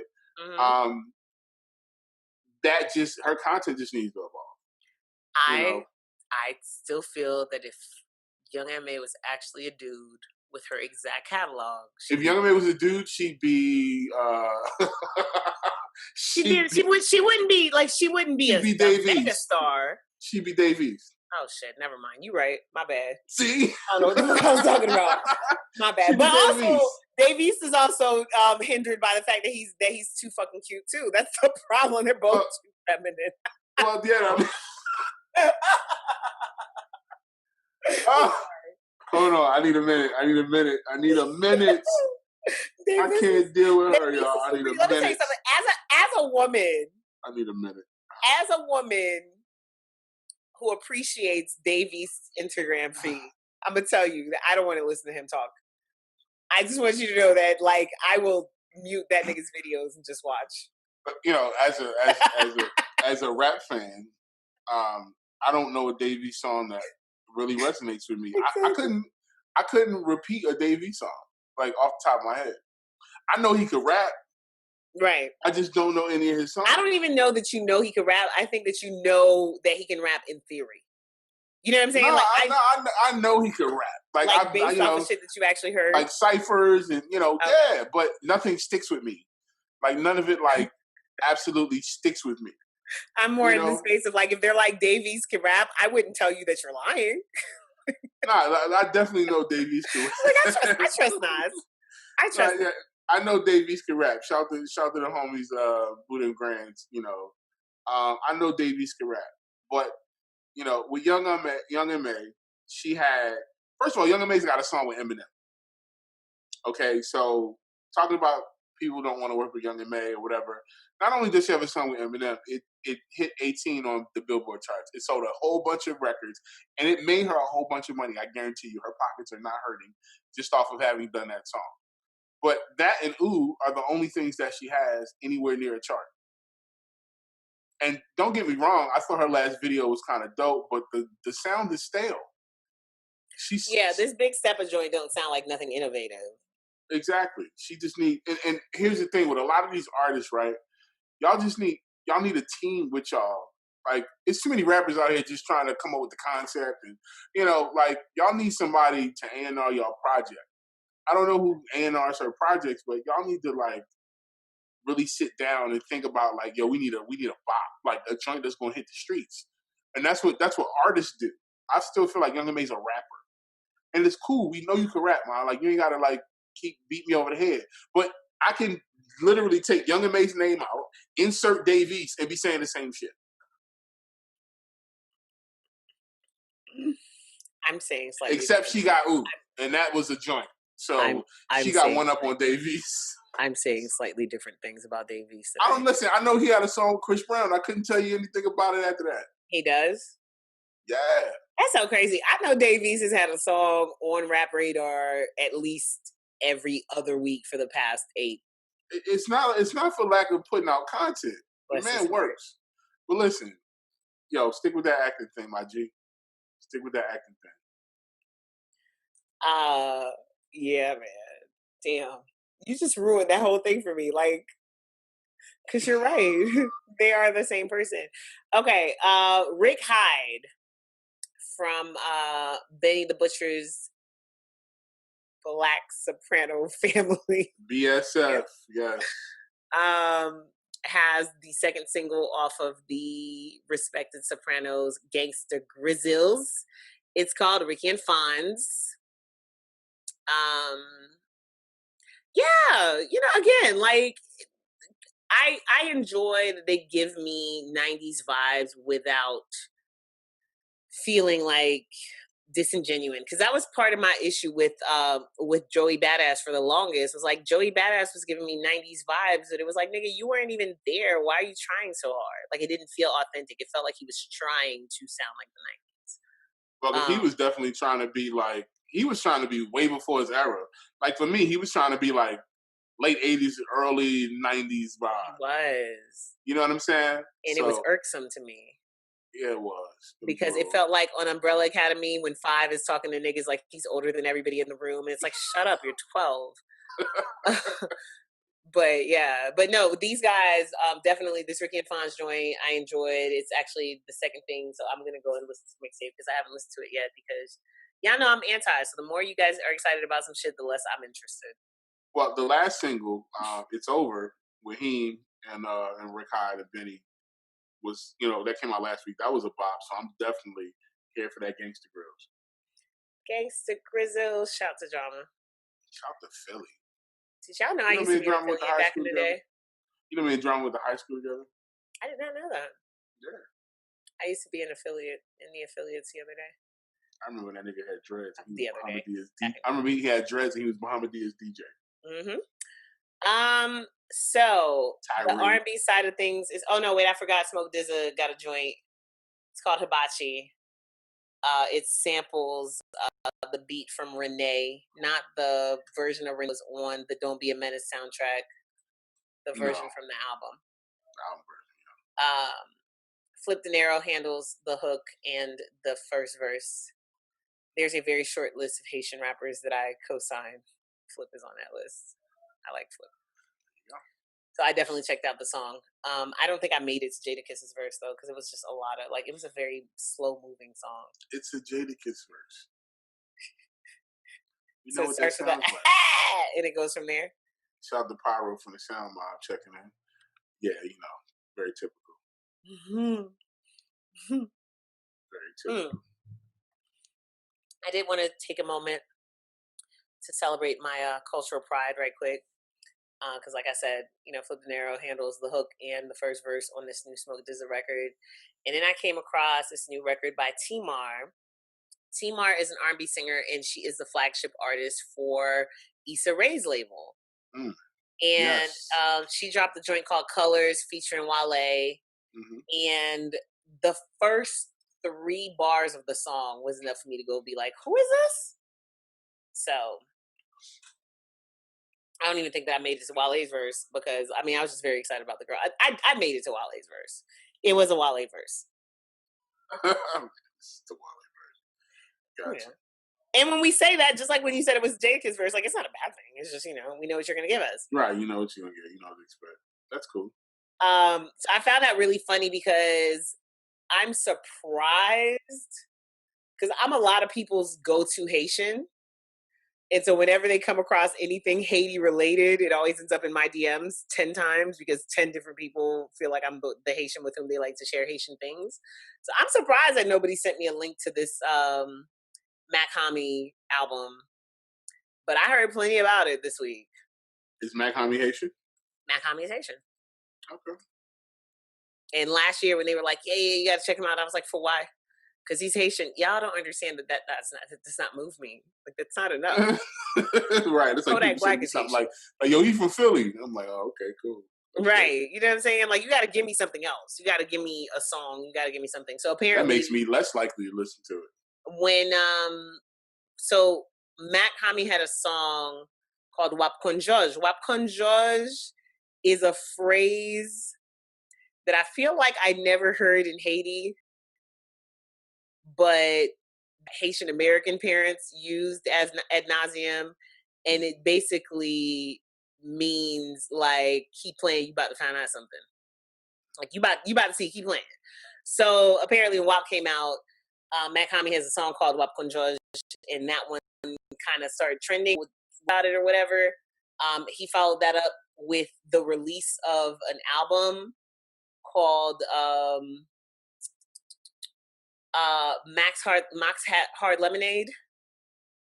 He took over the title account. Like it was a whole big thing behind it. So the project features Earl Sweatshirt, Earl Droog, and a couple of other people who I don't know.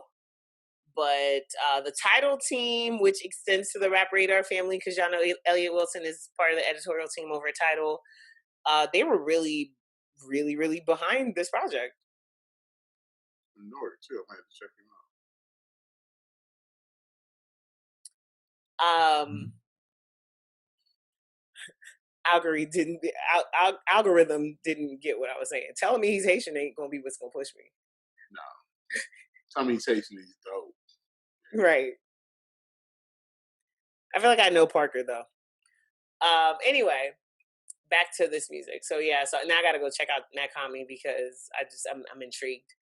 On the R&B side, we got a couple of names that we haven't seen in a minute, and then we got a new toxicity anthem that, you know, I don't be realizing that I'm part of the patriarchy until songs like All Mine by Bae come out, and I really enjoyed them. I enjoyed the energy.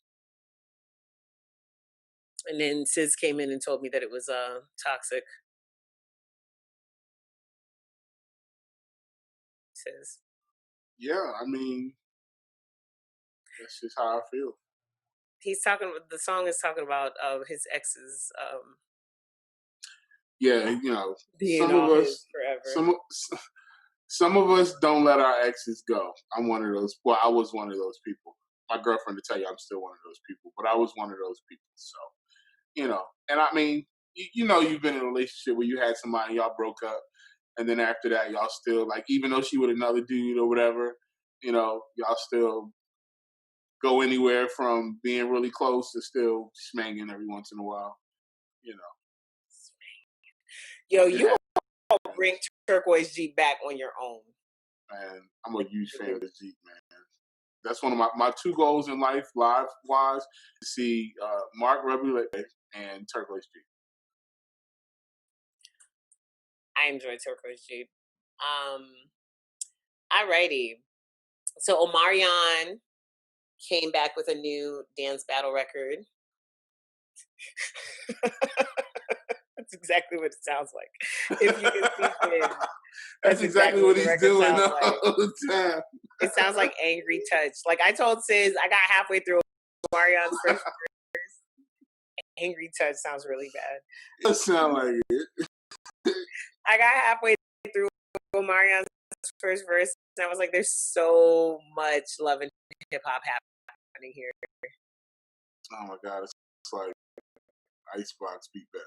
Like it's just like, why are you sad? Who are you mad It lit up my time where the main character finally comes across that one thing that pisses him off enough to put him into action. You know, like that one climactic point in the story that changes, of course, the whole thing.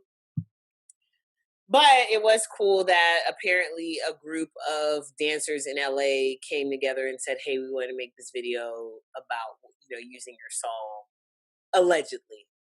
I don't buy it. The way it looks is I don't buy it. I think they put the call out and they let the dancers come up with their own treatment for the video. Right. But there's definitely a disclaimer at the beginning that's like, I wanted to give the world the energy of dancing. And the dancer community made this video. They looked very, very organized and put together. Yeah, definitely. The T-Pain, you know, doing his part. Yeah, T-Pain is on there. And then speaking of another like older and slightly less old pairing, Neo and Jeremiah got a new song called You to Love. It's like the All Mine record, but before the breakup. Right. And a little bit more simpish because it's Neo. Every time I hear Jeremiah now, I just wonder why My Tai wasn't a bigger album. Yo, Jeremiah is so talented, but he's big. That was him and Ty. Like him and Ty, like yeah, That's what it is. like He's him and Ty portfolio. Dolla had an album, and it just sonically it was all there. I just don't know why that album didn't catch fire. From the whole debacle with him and Tiana Taylor going on tour, I feel like we know why Jeremiah is not making it where he's supposed to be because he's super like Jeremiah is very talented. I've been in the room with Jeremiah, and the energy. He's one of the very creative people, but the energy is very much like I don't know. It was very weird. Like on a hood level, like it was, you know, he just not my type of people. Unless he's your type of people. And when I say that, I mean like he don't look like somebody that fuck with people unless he fuck with people. You know what I'm saying? And he I looks get very it. unimpressed by anything else. So, he's from Chicago. Like sometimes those places make us like that. He's from Chicago. Oh, okay, well that makes sense. That makes it make sense. Salam Remy went and got Teacher Moses and D Nice to make a song Mm, called Black Love. okay. And Teacher Moses was actually a client of mine at one point. Was it Teacher? Shit. That's where Teacher Moses is at for me. Like Teacher Moses, no, it wasn't Teacher Moses. It was the other girl. I forget her name. I'm gonna tell you. But yeah, Teacher Moses, like that song just really feels like they were trying to make it happen and it just didn't. Yeah, she like came and we thought like, oh, okay, but then she just kind of fell into the pool of other R&B singers. Um, yeah, no, it wasn't. It wasn't Teacher Moses I was thinking about. I was thinking about the other girl.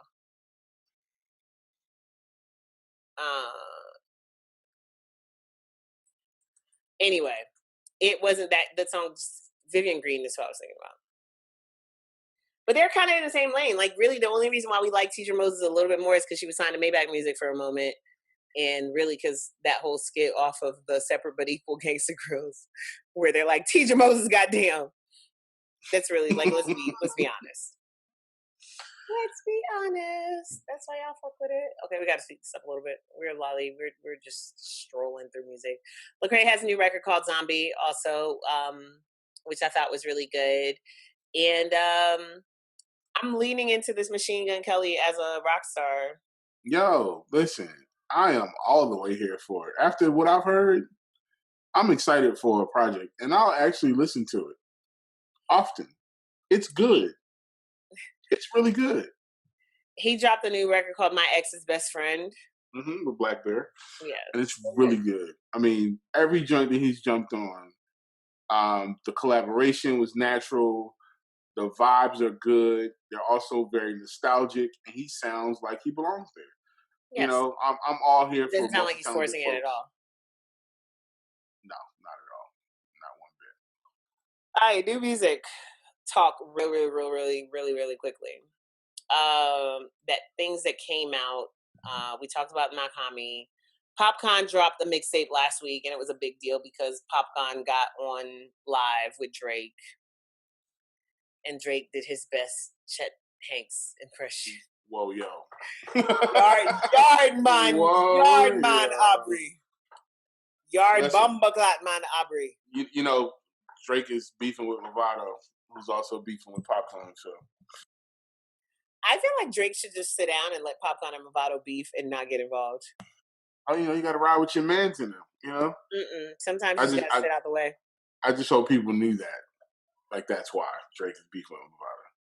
It's not Oh, really so even the because of reason that. behind the beef. Well, one of the things is also that they used to be kind of they had a joint venture that fell out a Right, couple with years back. Movado. Yeah, Yeah, with Movado and Drake, and it's been kind of like shaky bad bloody. So maybe Drake is the reason why Movado and yeah, but Drake's in the mix. He's always in the mix. always in the mix. Always somehow. Yard bomba clat man, Aubrey. Anyway, so I went and I listened to the mixtape because of that. Because Drake is on the song with, I want to say it's Party Next Door, but I could be wrong. But it was good. It gave me like a few little. It's called Fix Tape. It gave me a few little Couple joints on vibe there.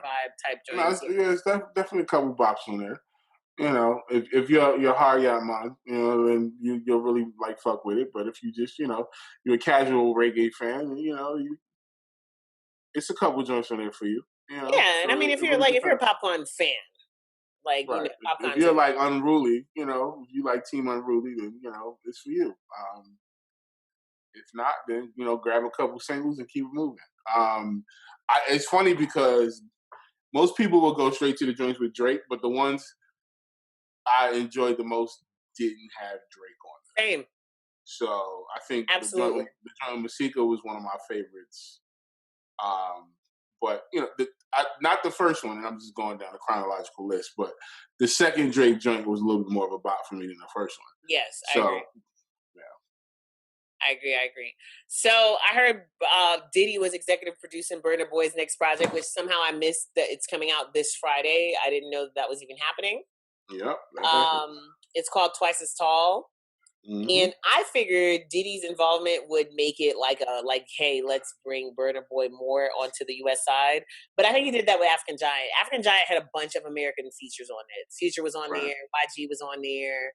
I think I want to say Brown or somebody in that lane. This project is very much like there's no American features. Well, no, Naughty by Nature. No, that's not true. There's two actually. You got Naughty by Nature and Coldplay. See, I almost said Coldplay, but I thought Chris Fish. He makes American music. He used to live in Britain once upon a time. The project features production by Timbaland and Mike Dean. Belong to us, Chris. Is that what it is? Yes. Because I was like, oh, he's got Chris Martin and Naughty by Nature on there. And I was like, wait a minute. It's not American. I'm excited about the very first song because Yo Son Dor is a very iconic French-speaking African artist from like back in the 80s. You might remember, if you remember who Nene Cherry is, you'll remember that Yo Son Dor had a song with Nene Cherry called 7 Seconds Away back in the early 90s. But he's Senegalese. The song was called 7 Seconds. It came out in 1990. And it finished Cherry. I'm not old to know any of those names. In any case, I'm really excited to hear that. And that's coming out on Friday. Stormzy is also on there. Oh, good. Okay. And I'm glad that it's him and not Wiley because... I'm glad. Oh, Wiley. Guess who else is coming out with something? This week? Okay. David Song, speaking of him, called Unruly. Trey Songz, he's got Trouble, he's got A Boogie, he's got Doughboy, he's got 2 joints with Jazzy, he's got Young Dolph, he's got Bino, he's got The Butcher, and with Mary J. Blige. Davies, y'all gonna fuck with me, goddamn. Listen, he's like, I'm gonna get a single out of this motherfucker. Because out of 15... You love me. What's that? 13 with notable features. I'm gonna love you, B. So, yeah. Listen, keep trying, Dave. I'm here for it, dog. Someone to stick. Jay Versace and Boldy James dropping the Versace tape. I'm trying to understand if this is the same Jay Versace from Instagram, but not his name. The guy from Saturday Night Live. No, that's Jay Farrell. There you go. Had also dropping Falcon Returns on Friday. Jordan Sparks coming out on Friday. Are we gonna just make this platinum albums? I like the first 6, so let's do that. Thanks in advance. Oh, the last EP that he did was 6 songs also? It was the Platinum Falcon, yeah. I believe so. I enjoy him so much. Young Dolph is dropping Rich Slave, and like I said, giving away a Lamborghini to make y'all give a fuck about it. And Tech Nine has a project coming out. More Fear, an EP. Tech Nine is one of those people where like he lets the rest of y'all know that he's dropping music, but really Tech Nine's not making music for any of us. He has him tough. They always support. He doesn't need any of the rest of us. I feel like I should know who Jacob Collier is. Do you? But whoever he is, he's got a joint with Jesse Reyes and T-Pain. He's got Kimbra and Tank, Daniel Caesar, Mahalia, Ty Dolla $ign, Kiana Lede, Tori Kelly, and Rhapsody. Shit, maybe we should on his track. So, yeah, I'm definitely gonna be listening to Jacob Collier this week. Are you going to be listening to Jordan Sparks? Jacob Collier is an English musician whose music incorporates elements from many musical genres and often features extreme use of reharmonization. Sounds good. He I'm checking. popped. He got from a split screen video cover of "Don't You Worry About a Thing" by Stevie Wonder back in 2012. He is 26 years old and has already won a Grammy for Best Arrangement, Don't you worry instrumental or about a cappella. it. Okay. And he did a Tiny Desk in July of last year, and a Tiny Wow. Desk home concert in July of this year. So clearly, we late to the party. Clearly, but that's cool. It's never too late to get on it. Well, yeah. Are you going to be listening to Jordan Sparks? Is she still a thing?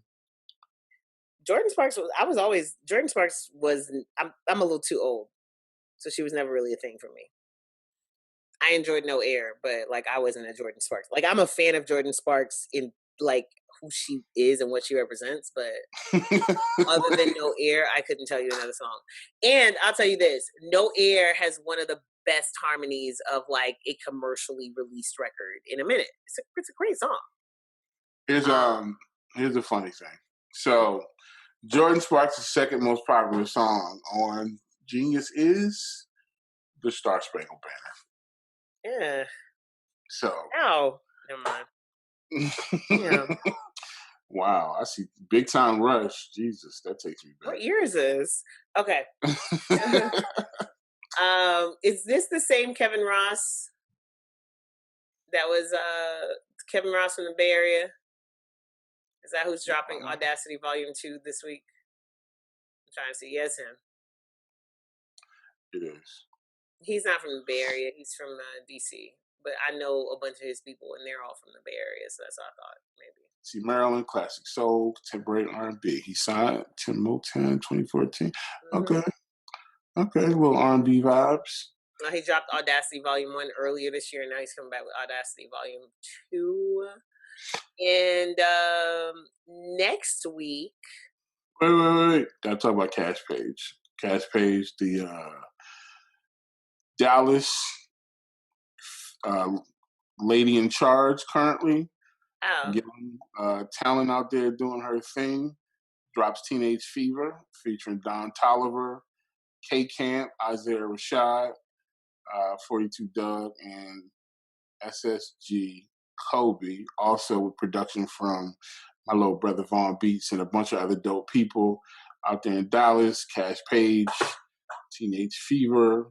Make sure y'all check that out. We'll be popping those credits up for you, hopefully. As long as she's not on Atlantic. As long as she's not on Atlantic. I'm gonna make sure that I check that out. And all right, so now we can talk about how your big bro said that he's tired of y'all niggas saying that he can't pick beats. So he's just gonna let Hit Boy make all his beats for a project. I hope this goes well. It should, right? We're talking about Nas, by the way. I hope this goes well. We're talking about Nas, you guys. Yeah. You don't think it'll go well?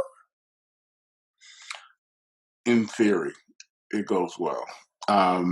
Tremendous respect for Hit Boy, amazing talent, super dope dude, crazy production. Obviously, I'm a Nas hater, and I'm a Nas hater fan. I'm a Nas hater fan.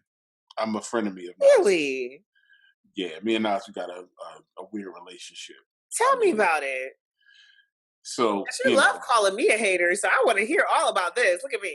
I just expect a lot. Like with great power comes great responsibility. With great talent comes great responsibility. And I feel like Nas is not always giving me or giving us, the fans, things that are worthy of his stature or lyrical ability.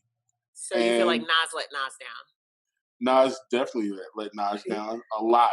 Now, Nas is giving me some amazing things, like his first 2 albums and Stillmatic. And a couple joints here and there in between, even God's Son. But man, he took me through some dark periods, man. I had to deal with KISSING and You Owe Me and stuff like that. So, I had to deal with him trying to rap double time. That didn't work too well either. So, which one? Big Things? I had to deal. Oh no, that was even before that. I enjoyed Big Things. I don't know why. Nah, this was on Nostradamus. But that was I after think Big Things then. I think it was the record with Robert, perhaps. Yeah. So yeah, Nas is like, if it was a batting average, Nas would be like 3 for 20 or 4 for 20 or something. You know, and then he gave us a little excitement with the whole Jay-Z thing, but after that, you went back and made a joint with Kanye, and it was terrible. So, you know, it's just, you never know what you're gonna get, but you hope, and this is where the beat argument comes from. Like, whoever picks his joints is just like, and you expect it, because a lot of times he's done stuff with dope producers, and it just didn't work. Like the Lost Tapes, he got a bunch of fire joints on part 2, but it's like, I mean, he's got a bunch of fire producers in name. It's like, that's what you did? I think sometimes let me correct that. Not dope joints. But sometimes he picks, not what we're talking about. Sometimes he picks beats that he just can't really fuck with.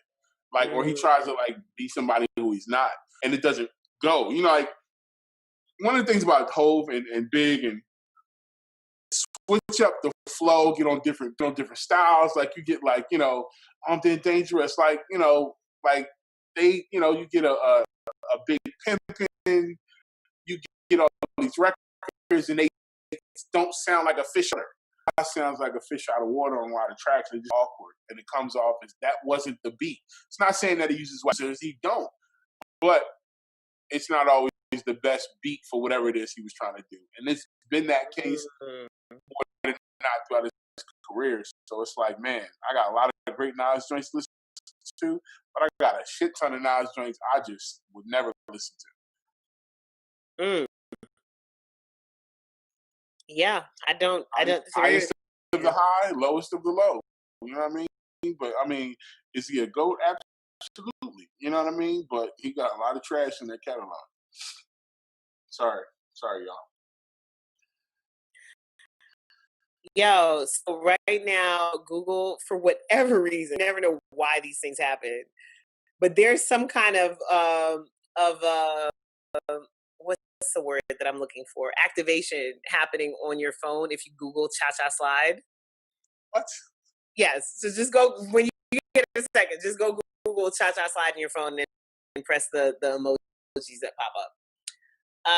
So yeah, next week, Nas and Hit Boy is dropping the project. I don't think we have a name. I don't know if it's an EP or an album.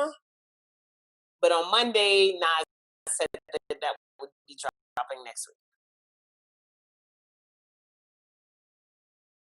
So we'll see what happens. Maybe we'll get a single out of it tomorrow or something. Oh, okay. Look, don't do it right now. Oh, okay. That's cute, cool. right? That's Cute. Reverse. And we might not get a Kanye album at all, and he might get investigated for voter fraud, and you love to see it. I don't want to talk about him. We're not talking about him. We're done. Show's done. Show's done. What are you looking forward to this week out of all the projects that we said? You know which one I'm trying to listen to. Dave East, right?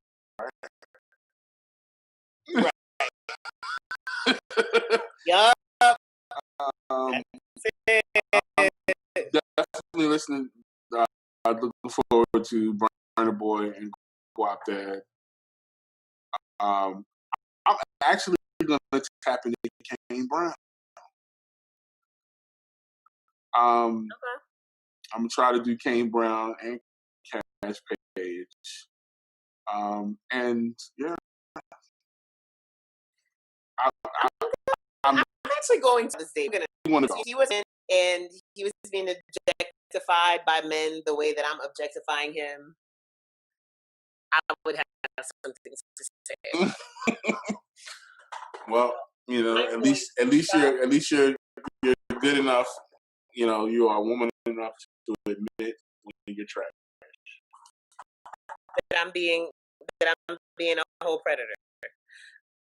I'm going to stop judging that young man by his appearance and entertain the possibility that he is quite talented and could entertain my ears as well as my eyes. I just hope that throwing a whole bunch of features on there works for him. It's very interesting though. Like, do you think that these are paid features? Do you think these are relationship established features? I think they have good relationships in the music industry. I think everybody around them has good relationships. I think people like Dave East. Like, genuinely, people want Dave East to succeed. Dave East does everything the right way. Dave East travels. He's out here like he's a regular, personable dude. Every interaction, a person I know who's been around Dave East got nothing but good things to say about the homie.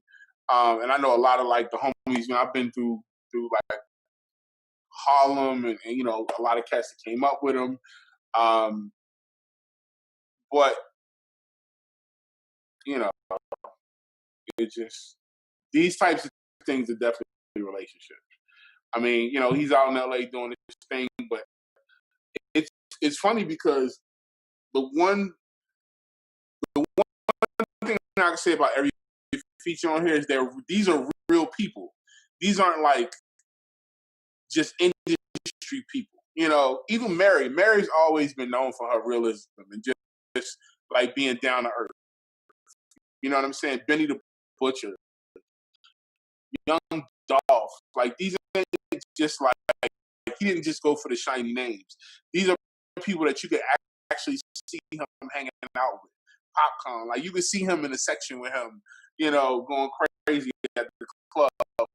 Like I could really see him hanging out with all these people.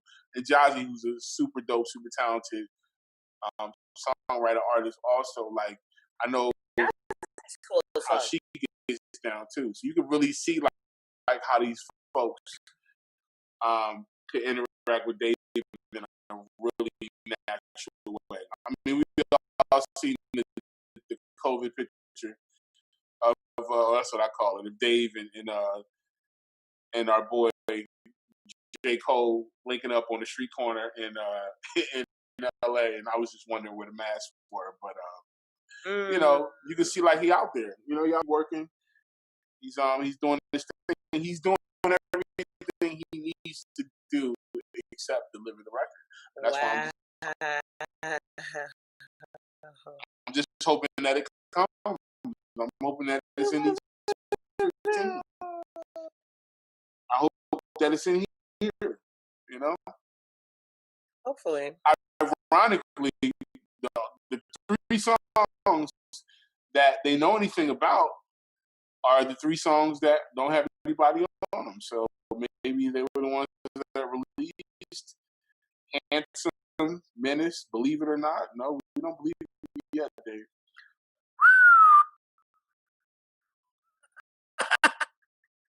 You sounded like me this morning, sis.